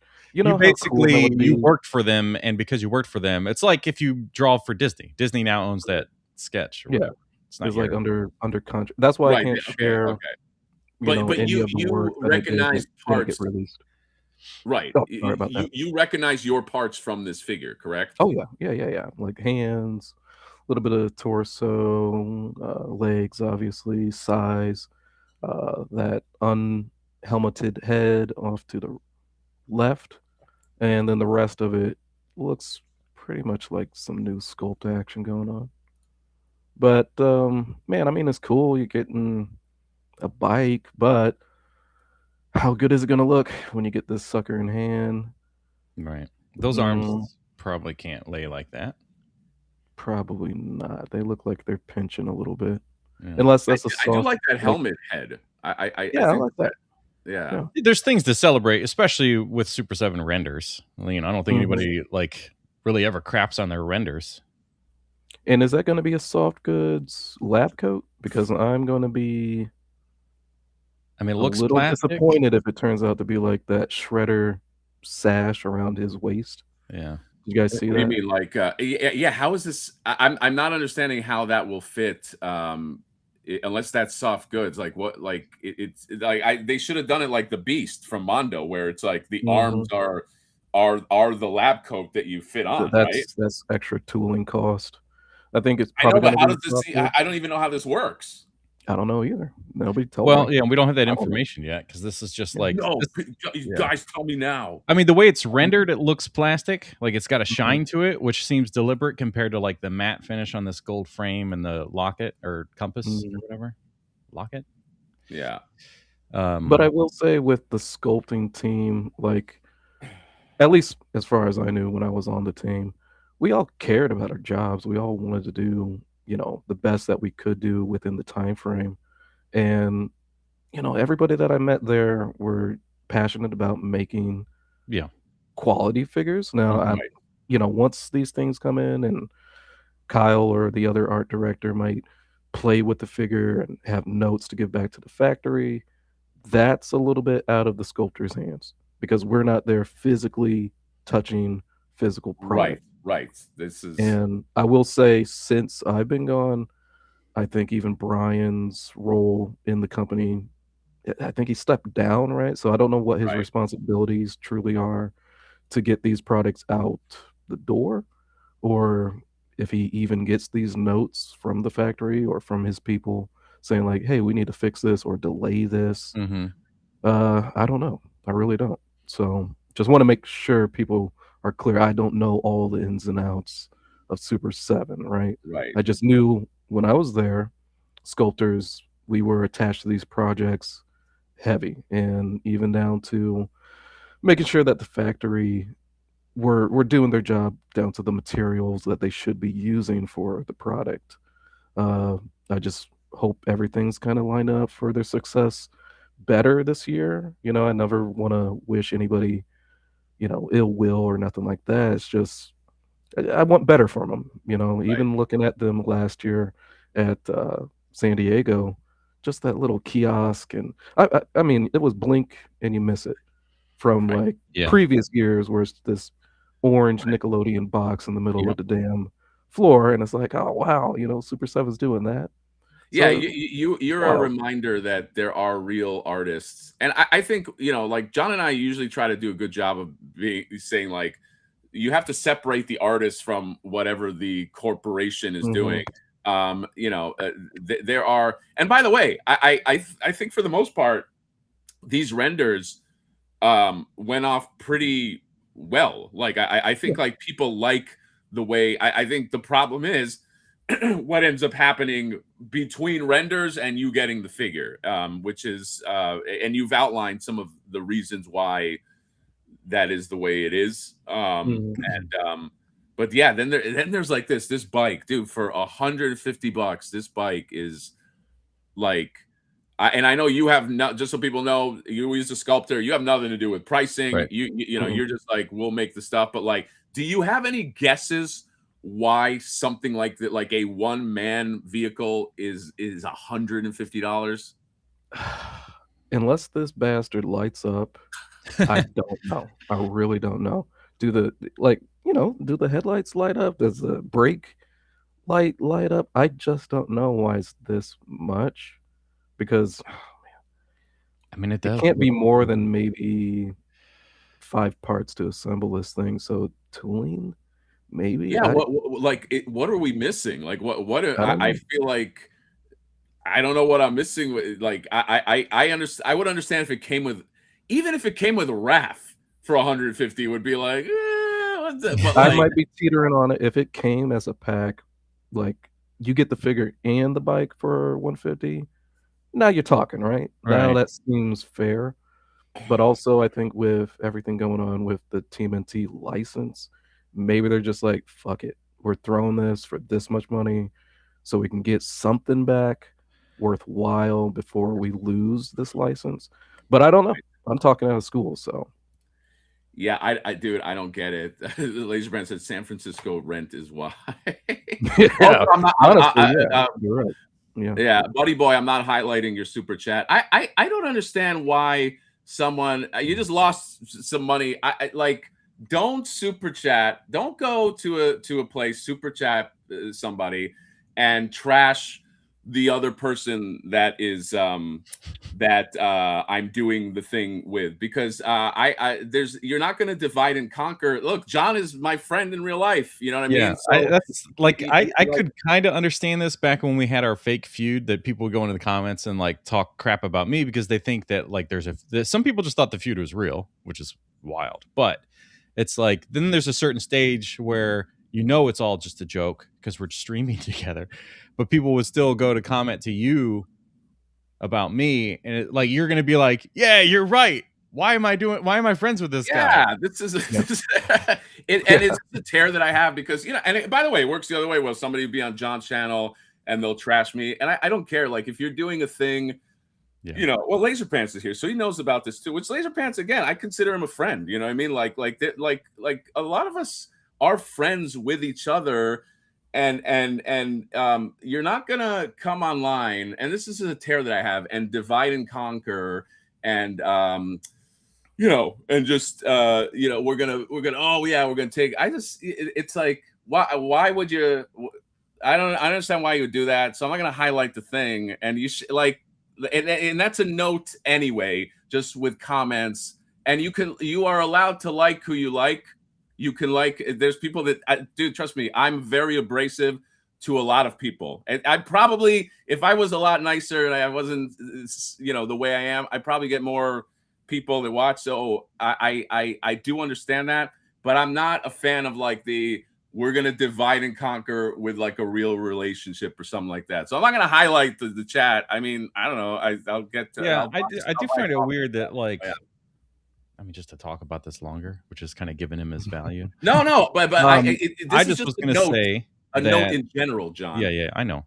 There's this weird thing, and it has to be because of the internet. I mean, it's 100% because it's the internet, that there's a lot, like, not everything is for everybody. There's plenty of creators, there's plenty of actors or musicians or whatever that I don't like, but I don't go running around going like, no, I don't like you. Like, I just know to go, well, I don't like them, so I'm gonna listen to this artist instead or whatever. Okay. Like, it's just, there's this weird thing of having to like validate that someone sees that you don't like them. Yeah. But I also don't want to hide from it. So I just want to, it's like, I don't want to let a super chat just be like, why is why is that not highlighted? But it's just a thing. Yeah. It's just a note that I have, and it's just something that, like, bully me for free. That's the easiest thing to do. Bully John for free. Yeah, exactly. The easiest thing to do is just invite, like, attack Peter and Jay and you all in a live stream, and then it's just an hour of me getting shit on because I want to have friends in real life. Yes, but thanks for the super chat, Brandon. What else? Is there any other stuff that well, you can't reveal any shit. What are you asking? What are you asking? I was asking like any like stuff that you know like what are you working on? Like what's the but you probably can't. Something. Oh, is that a thing right there between the lines? The cup's empty. This is a. Well, yeah, I can't talk about it. I mean, we know that you're like heavily involved in the live action style or inspired Turtle the Mondo 1/6 stuff. Yeah, you've done Donatello. We know you did Leonardo, right? Mm-hmm. And Shredder. Mm-hmm. We've seen those two like get teased out. Yeah, you've seen the two sculpts. Shredder, yeah. Shredder, man. When I can talk about it, John's trying to get something out of you, by the way. Well, there's certain things I know that can be talked about. I'm not. Yeah, like don't tell us you're doing an April or something. Like no, I can't say that. No. But Shredder was I'd be crazy if you were doing. I mean, you know, you can hint that you're doing April. I mean, if you're doing April, that's cool. No, yeah. I mean, I'm not hinting on any of the future. No. But what I'm saying is, if you were doing April, that'd be. I'm saying that would be. If you were working on April, that would be cool. You know what I mean? Yeah. It makes me thirsty when I think about if you were doing April, and maybe you guys want to. Yeah. Okay. I see what you're talking about. No. No, but I will say, Shredder is. Oh, man, dude. I can't wait for you guys to see that one. I really can't, because it was teased over what was it, last year's New York. No, we're not gonna. Yeah, at San Diego Comic-Con, we saw Shredder and Leonardo at the. No. You didn't see it at San Diego. Yeah. We did. We saw at the renders. They showed on the renders on the screen. They did the little TV on the TV screens. I thought that was in New York. No, I thought the projectors. I mean, this may have been both, but yeah, the projector. Okay, well, I guess they showed it. I don't know. I forgot. But yeah, Shredder is coming. He's amazing. I think out of both Shredders, like I got to do that one too. Man, damn, it's probably the best Shredder, dude. I ain't gonna lie to you. It looks good. It looks just great, from the renders that we saw on that projector, which was hard to look at because they didn't turn the lights down or whatever. So you're just kind of like trying to make out what the image is, but God, it looked so good. And Leonardo looked so. Just like you're not even ready for Leo. Like I see some of these. I see some of the photography coming back from Raul. Oh God, that you guys aren't even fucking ready for. No, I bet it's great. All right, John, he was just playing tough. He digs you. All right, let's Toy Butter. We don't know if you write it. If you make a chat, we just sometimes we don't know. Okay. Yeah, especially if neither of us have your name isn't associated in the chat enough, I guess to. Right. Exactly. Let's all love each other. I'm very excited. We got to wrap up soon here. I do want because I got to get back to work. Yeah. What happened? I got to get back to work. Yeah, I know. I got to get back to work. Dude, Brandon, you and I don't know if you know, but you and I are the only ones that technically have to work. John, the whole channel is his work. So right, but that still means I have to work. So think about that. Because if I stop doing the channel, I have zero income. No. I do. See how that works? I want to talk because I make less money than you. Probably both of you, I'm certain. I have to work 12-hour days probably. All right, John, we don't care about your fucking work. Look, Brandon, it's all about me, and I need you to acknowledge that. Okay, I want to direct this real quick because I literally have like 12 minutes here. I just want an opinion about this, and then we will do an F yourself with Brandon because cool. We owe that. Oh, this is awesome. So just the topic I want to talk about. John and I talked about this a little yesterday, but it's the Mattel buying TMNT. John doesn't. John, you might. I'll give you the counterpoint, and Brandon, I would like your opinion. I don't mind it. You know what I mean? Like I don't think Playmates is doing much with the TMNT name anyway. Here's my only fear: Mattel doesn't seem to play very well and very much with their properties and other companies.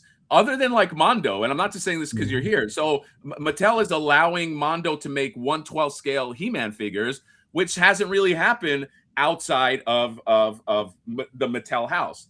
My fear with Mattel owning TMNT is they're maybe not going to make those like deals with Joy Toy, with Ling Jun, like people that are making awesome turtles.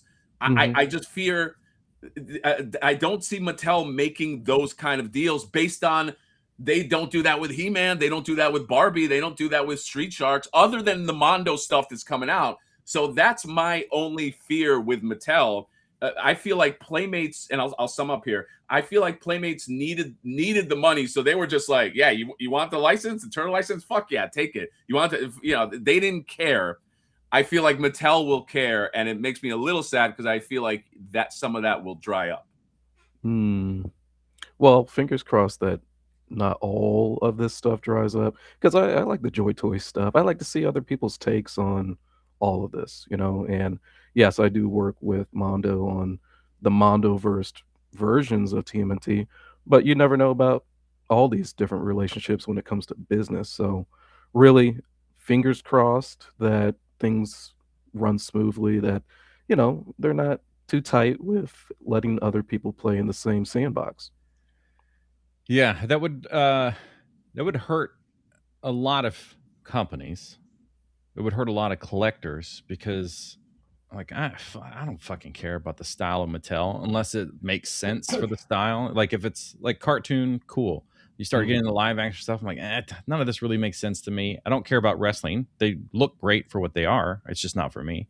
But since I am I would prefer an import figure all day long. NECA and Mondo would be my go-to for domestic stuff, because they just put so much paint and care into the products that I'm like, they're on like the top tier of domestic stuff because of the quality of the product. But I would rather have an import, because the articulation, the accuracy, the love and the details and all this stuff just is better, whether it's official or unofficial. And I just don't get that from like Hasbro and Mattel and Playmates. Playmates is fun for what it is, the cheap little things, it's like, if you want stuff that looks like that, that's kind of like feels a little retro, like that stuff's great. And there's obviously a huge collector market for it. So if they as a company have that kind of control with the license, and they get to say that even Ling Jun and Joy Toy and anybody else that's outside of the US, you have to like renegotiate, or you can't do this stuff at all, that's just going to like really sour everything. People will be really frustrated. Like they'd get pissed at Mattel, but be very frustrated as collectors, because it's like, well, there's so many things that I collect that now I can't. I don't have these options. My only choice is this like 2-color paint app, 90% plastic color stuff. Right. Right. Yeah. Anyway. Like I said, fingers crossed that we don't have to go down that road, Hopefully relationships are strong enough between these companies where, people can still play, and us as the collectors benefit from that play.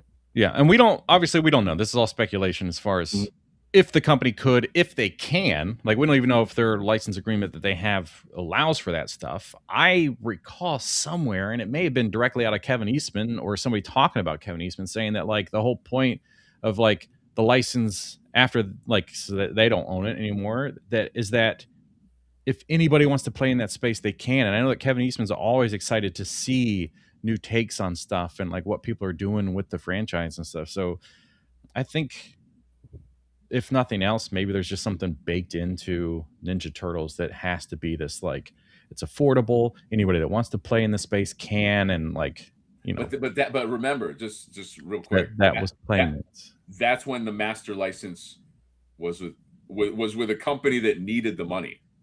Well, Mattel doesn't need the money, but they've had it forever. It's like, we don't have these agreements when there's not anybody out there like.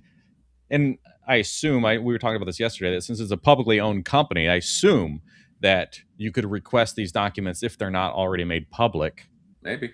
To look at, and like, but then it's just all this like legal stuff where like, can a lawyer read this? Right. But it would be nice to be able to see all that stuff. Anyway, let's finish. Anyway, let's F a shelf. Okay. Brandon, because you are our beloved guest. You're gonna have to go having me. For what happened? I said thank you guys for having me on, man. Yeah, I usually just watch you, listen to you guys while I'm sculpting.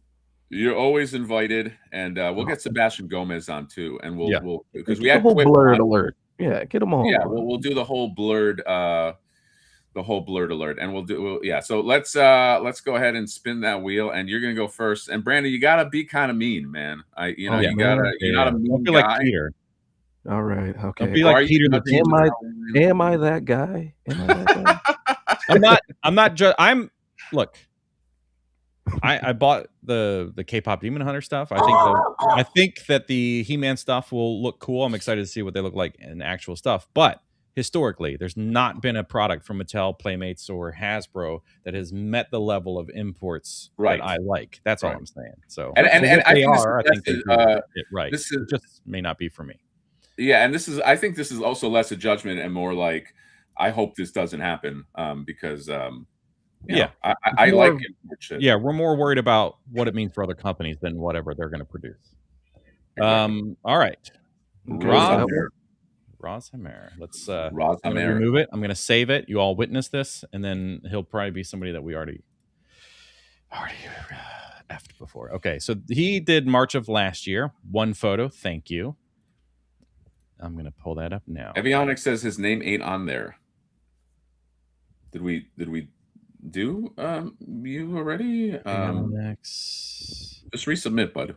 I don't know. Yeah, because I'm typing your username into my list, and you're not even in the old list. So unless you submit it under a different name or something, just go ahead and submit. It's down in the link is always in the live description. Wait, what the fuck? This is the one photo. Oh no. This is the one photo. Oh no. Oh, this is let me just make sure he didn't submit two. Is it a dick pic? No, he only did one. No, it's just Wait a minute. Oh, no. All right. Stop it. No. This is the one. Right?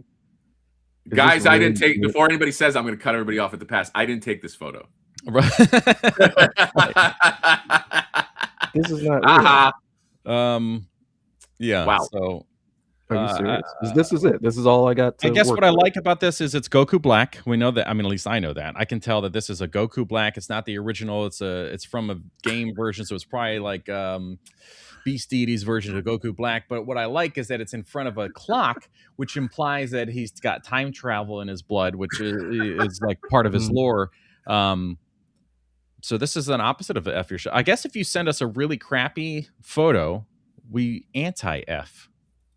Yeah, we anti. All right, so we can all get back to work. Can we do a quick redo? Yep. This is not even a fucking. What are you do? What are you doing, Raz Amer with the Raz Al Ghul? The fuck? Oh man, that sucked. All right, Dustin. Let's see what you got. Yeah, there you go. There you go. Dustin. Also, March of last year, March 11th. This is back when we did multiple photos. So Brandon, let's say you sculpted that figure in that horrible photo. Would you feel proud, like that's my figure, or would you be like, this is making me look bad? I'll honestly say, it's like I had this recently. I asked one of my relatives, actually asked a couple of relatives, like my mom was retiring, so I needed photos from, them of my mom from over the years because I was going to do something. Okay. And a couple of my aunties sent me very blurry, very out of focus pictures. And I'm like, you know what, auntie, thank you. You got to be sweet to them. Right. You got to be. But could you please resend this? And that kind of reminds me of what just happened. It's like, it's got it. Okay. You're going to have to ask them to retake it. And maybe they, get better. Maybe they turn the lights on. Maybe they actually keep it in frame. Yes. So much I found out that turning the lights on is key. Yeah. At the very least. Right. Wow. Yeah. Okay. Is this the show? Your channel, it was like it found a second leg when you turn lights on. Yeah. Impossible Pie, we did ban him. I banned that guy. So he will never darken our doorstep again. All right, Brandon, you're up. Special guest. I mean, you got to find something, man. I got to find something I hate with something. Most of the stuff that I love, because I love Teenage Mutant Ninja Turtles. But I will say, you got to fill the space, or at least make an effort to. Yeah, is that dust down there? Is that dust down there with The Last Ronin? Is that what I'm seeing a lot? Oh, or is that the reflection of I think the it's lunch pail? reflection. Yeah, shelves are too shiny. Too shiny. I can hate on shininess, right? Yeah. Keep it matte.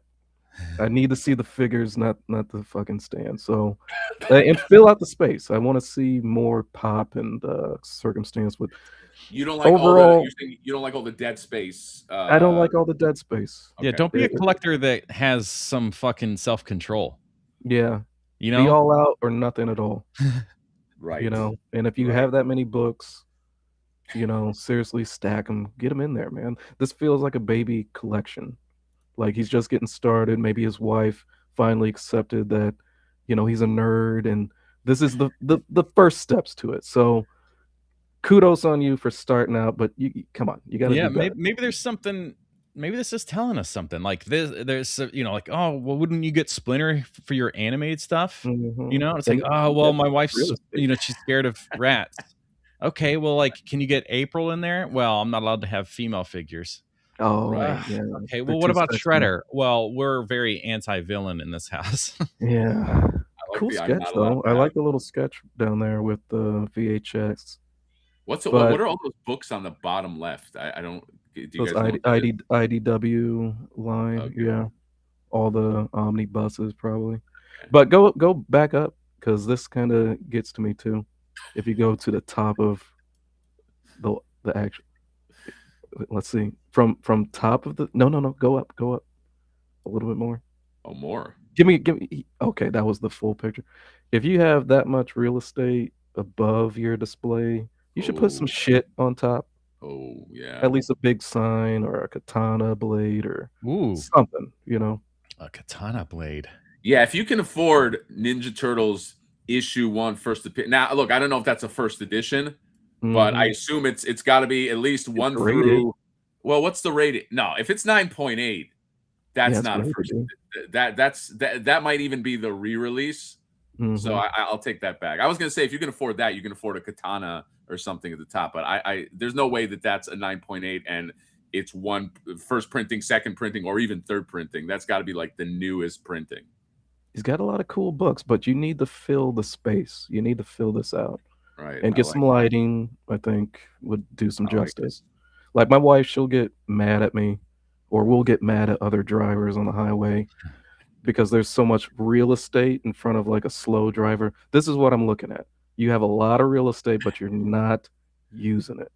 Ooh, so you go back to the drawing board. I like it, Gash. It's a good. My problem with it, just so you guys know, is it's performative. I don't believe that this is what his average shelf looks like. I believe that he cleaned everything up and he vacuumed that carpet, and it, like this was made. Here's my problem. Dustin, this is not a day in the life of your shelf. This was made for us. You clean up real fucking nice, and you thought it would fool me. Like, oh, this is just I took a random photo. No, you tried to get one over on us, and that I don't like the dishonesty. Dustin, you're a fucking dishonest person. I like this. Dishonest fucking collector. This is his Sunday best shelf. Right. Yes, exactly. Yeah. He's like, I'm going to just vacuum everything. They're going to love that. No, if that carpet was a little shitty, I'd be like, okay, but that carpet is, I mean, you walked into a hotel. It's this is like, we just carpeted the house, but the most unbelievable thing is like, brother, where's the dust? Where's the dust? Yeah. Not one. We are collectors. We know that it's impossible. Yeah. Exactly. Impossible. This is why people don't like me. Oh man, Brandon, that was a very polite trashing, though. I like how I know. You know, I was trying to dig in there too, but yeah, I love the turtles too much to too much shit on it because there's some stuff that I actually like on that shelf. No, it's a nice shelf. Sometimes the hardest part. I mean. Yeah, we've had few come in where it's like, Jesus Christ, like as collectors, we dream that our displays could look this good. Like that one guy had like all the Star Wars stuff. There were like the ships, and then people were battling. Oh, yeah. And it was like every shelf. He had like 7, 8 shelves or something, and it was just like, oh my god, how do we shit on this? This is so good. Like they're actually like going after each other, and was nice. Ugh. All right, guys, we got to wrap it up. Two of us got to go to work here. And yeah, so Brandon, any parting some plugs? Let's plug Sure. alert, but go. Okay, Mondays 6:30. Please follow me, Scotty Quippin, Sebastian Gomez for Blurred Alert, our new podcast. Man, we stream every Monday 6:30, 9:30 Eastern time, right? And check us out. We're always talking about just things that aren't of the norm from your usual toy tubing program. We get down into the minutia of it all, and I think we've been hitting our stride. So check us out. And follow me on Instagram at Brandon.Gash to see updates on whatever I'm working on. From Mondo to personal projects to the Hound coming soon. And these beautiful things. The Hound. What are you? Oh, yeah, Adventure Time. That Adventure Time stuff. My God, are you involved in Wave 2? I am not involved on Wave 2, sadly, but that was a fun one. I've got other squads coming out. So dude, there's one that you completely forgot, which is amazing. The Over the Garden Wall. Which is dude, you got shit that you don't even remember. You're like, oh yeah, I worked on that. You know what I mean? Like you're a fucking superstar. Yeah. There's a lot. Over the Garden Wall, chapters 1, 2, and maybe I complete a trilogy.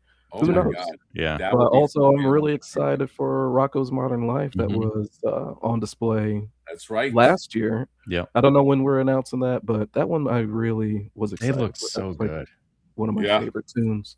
So follow our guy Brandon Gash. Most importantly, he is doing the Hound of Tar, which is going to be guys. Get your name on the map. Let's fucking face it. That's going to be the most successful independent figure I'd say ever. So. Okay, you're not going to get a Hound. You're not going to get a fucking and Brandon, you're pretty much you're the architect of that thing. Okay, you know what I mean. Thank you. And it was a collaborative effort. You put a little hot sauce on that fish, so kudos. Yeah, it's kudos. A little hot dog on that fish. But it's amazing. It really is looking amazing. I'm not just saying that because you're here. I'm very excited about it. And yeah, Brandon's working on some great stuff. Over the Garden Wall. I think he said he's working on April O'Neil for Mondo. That's awesome.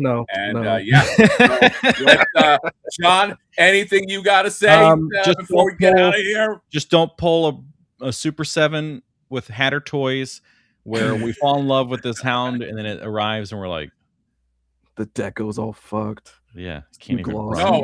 No, we're too small. Brandon, I will say this: there's no world where we release it and we're not all on the same page. We're just too small. You know what I mean? So we'll consider ratchet joints for the hips and knees or something. By the way, because he's heavy. He's heavy. He's got to be able to withstand it. He's a beefy boy. And some of the stuff that I have, like when it gets to a certain height, like it's game over. So no loosey joints, please. We got you. We got you. Right. All right, kids. We're gonna get out of here, and thanks for showing up, and thank you, chat, and Super7. We love you, Brian Flynn. Brian, call me, okay? Also, Nacelle guy, call me too.